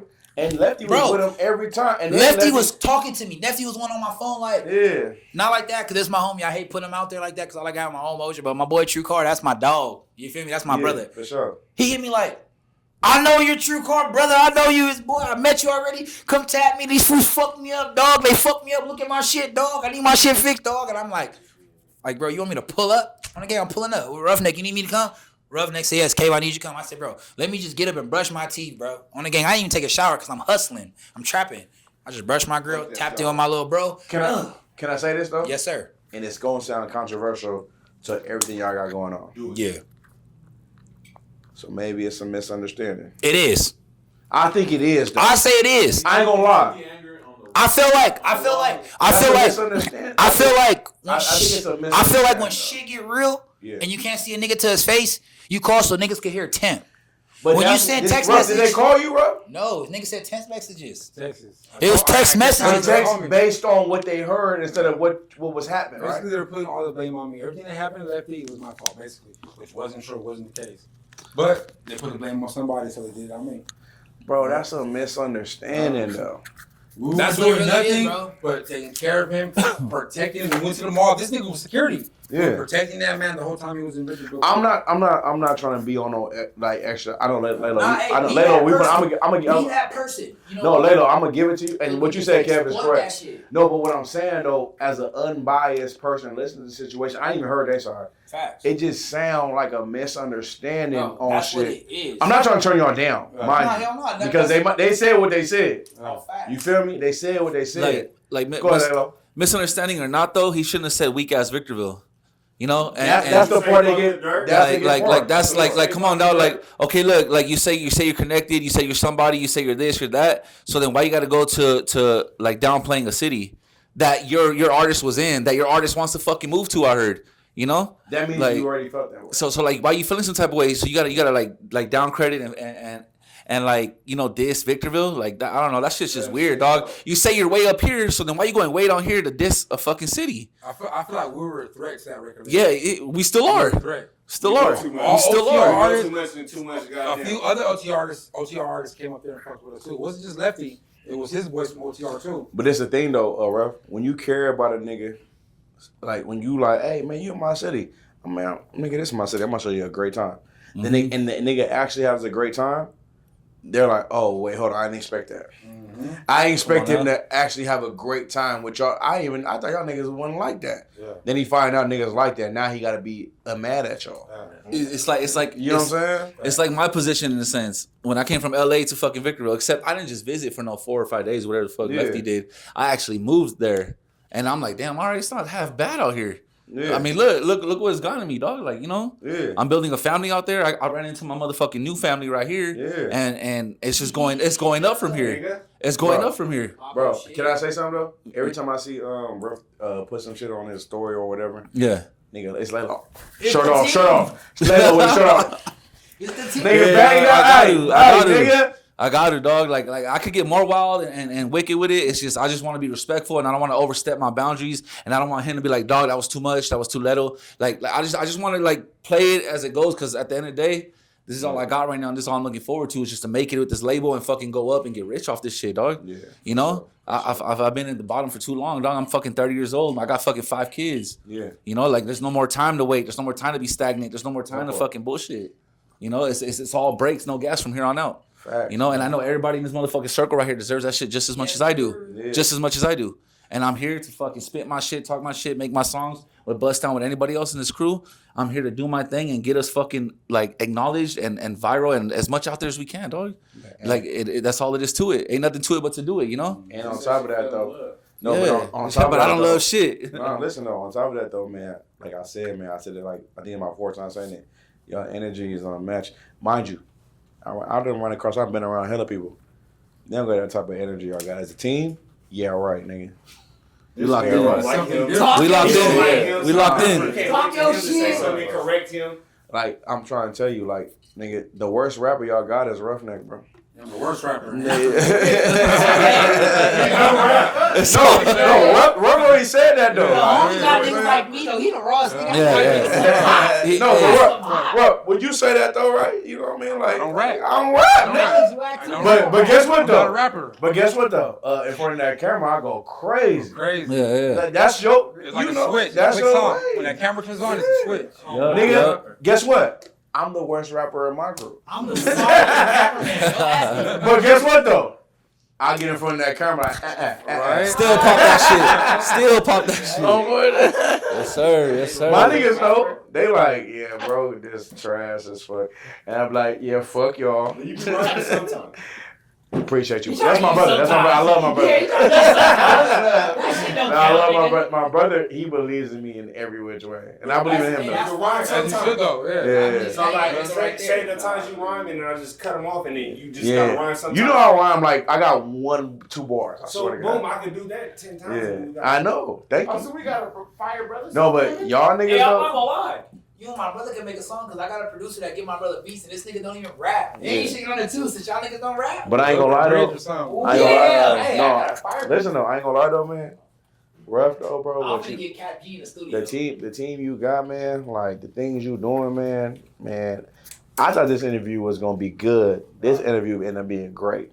Straight up, man. Like not only because of you, because you already got the shit behind you, but man, your team has an energy about themselves, man. Oh my God, bro. Makes me feel like, oh yeah, that was the right thing to do. And I could have been greedy. I could have went by myself. I told you that though. I could have like, man, fuck these niggas. But I'm not like that, bro. I got a good, authentic, genuine heart. No, you never would have said fuck him. I asked Ruff before the shit. I said, bro, we can put you on camera. We can put your team on cameras, whatever you want to do. I said, I prefer to have just you. Mm-hmm. That's what I said. No, that's what I said to him. I said, I prefer to have just you. He's like, nah, I'm going to bring my team on there.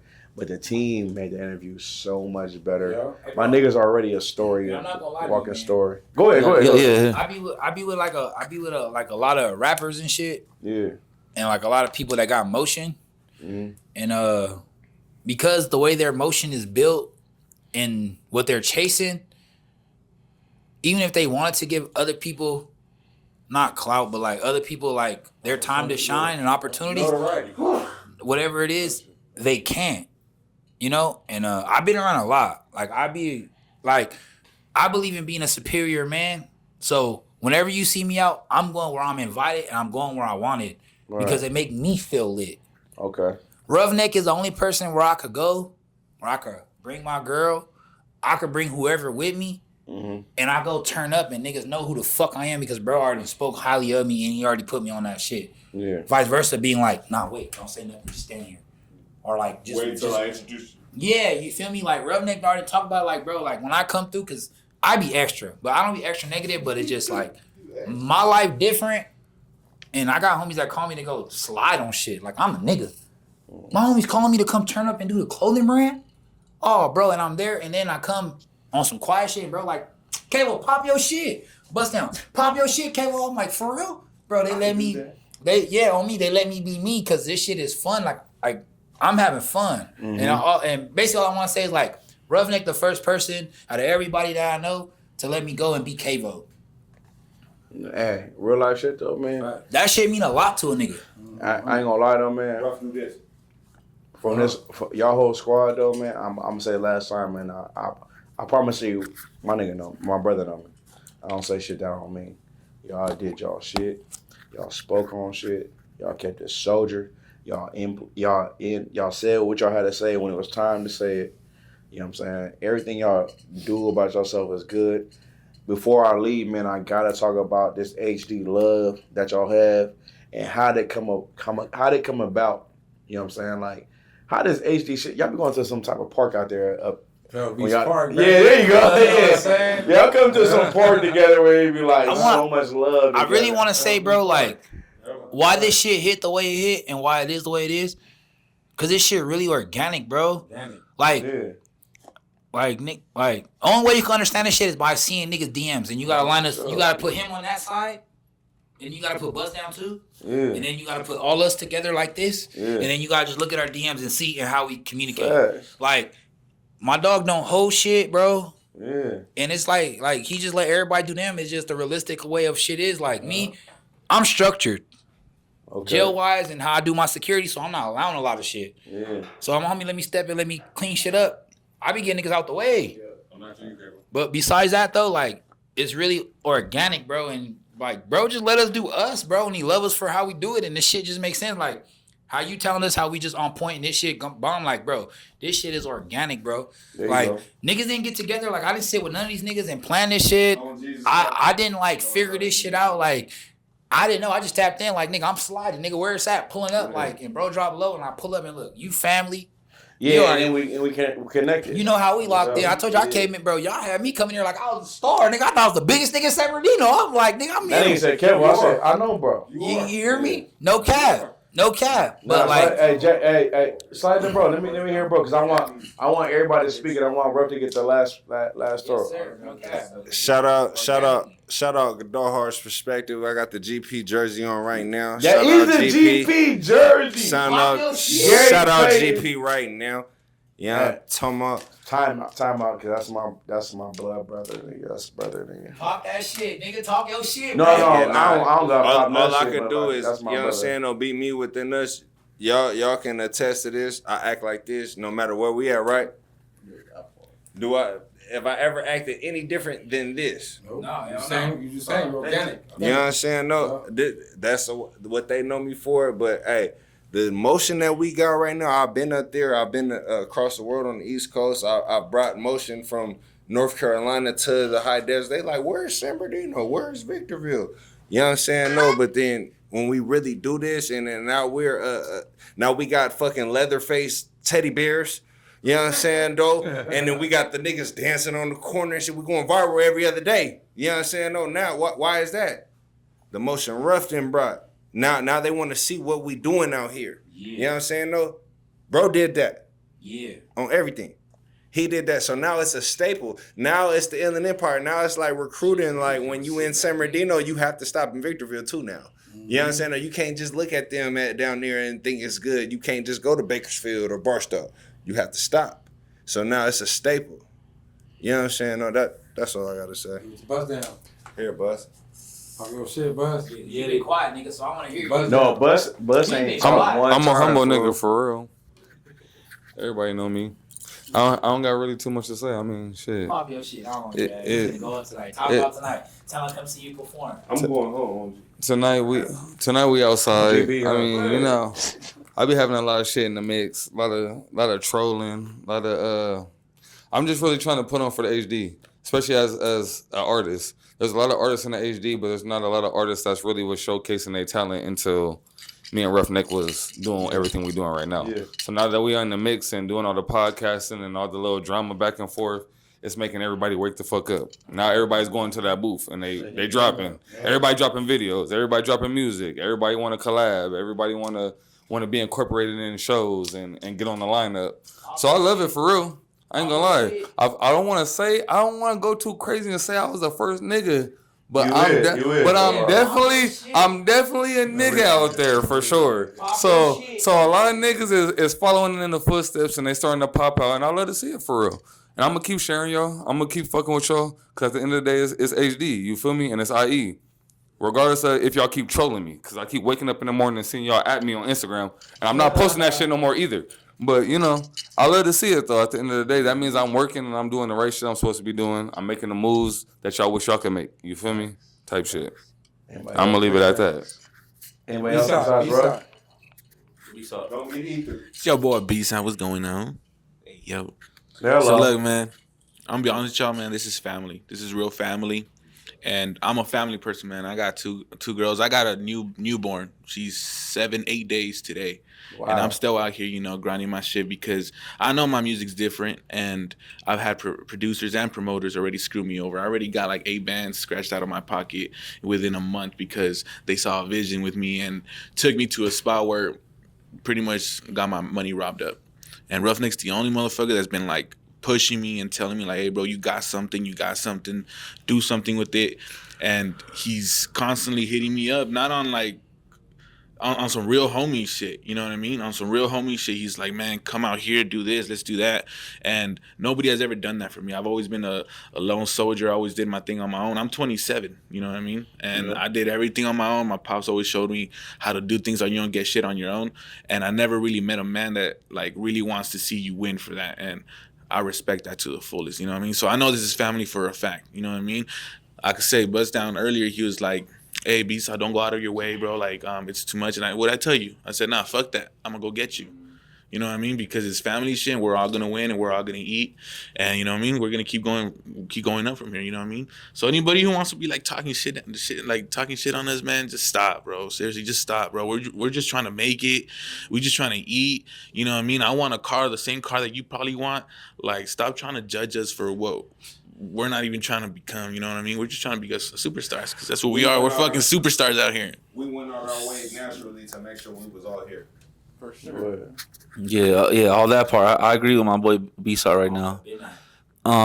Yeah, man. Like I said, you know, I ain't gonna say too much because I know other people want to speak, but it's Roughneck. Yeah, Roughneck. Okay, so yeah, like pretty much, I appreciate where I'm at right now, and I appreciate everything that's going on, and I really do respect Roughneck like to the max, dog. He don't even know it, bro. Like I don't invite just anybody over to my crib, but I invited Roughneck over to my crib, dog, and you know, made taco night, this and that, dog. You know, just to show my gratitude on how he stepped out on a limb just to help me blow up and get money, and all of us could get money.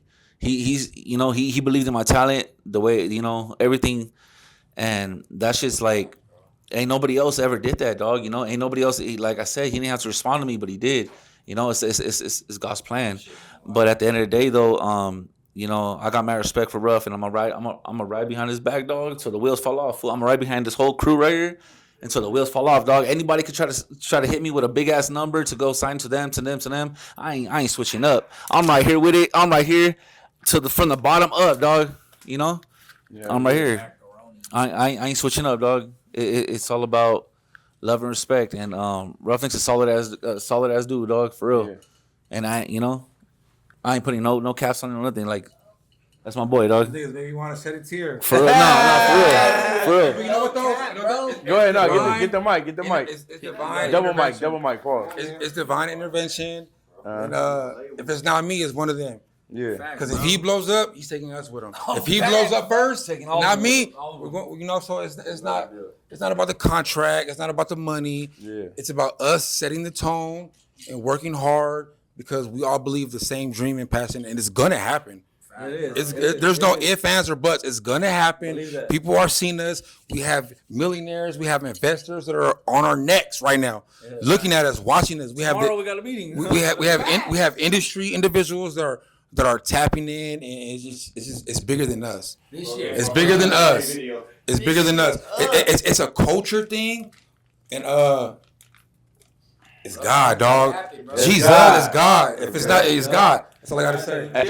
I appreciate y'all, man. Y'all came and did y'all shit, man. Give yourself a hand, man. For sure. You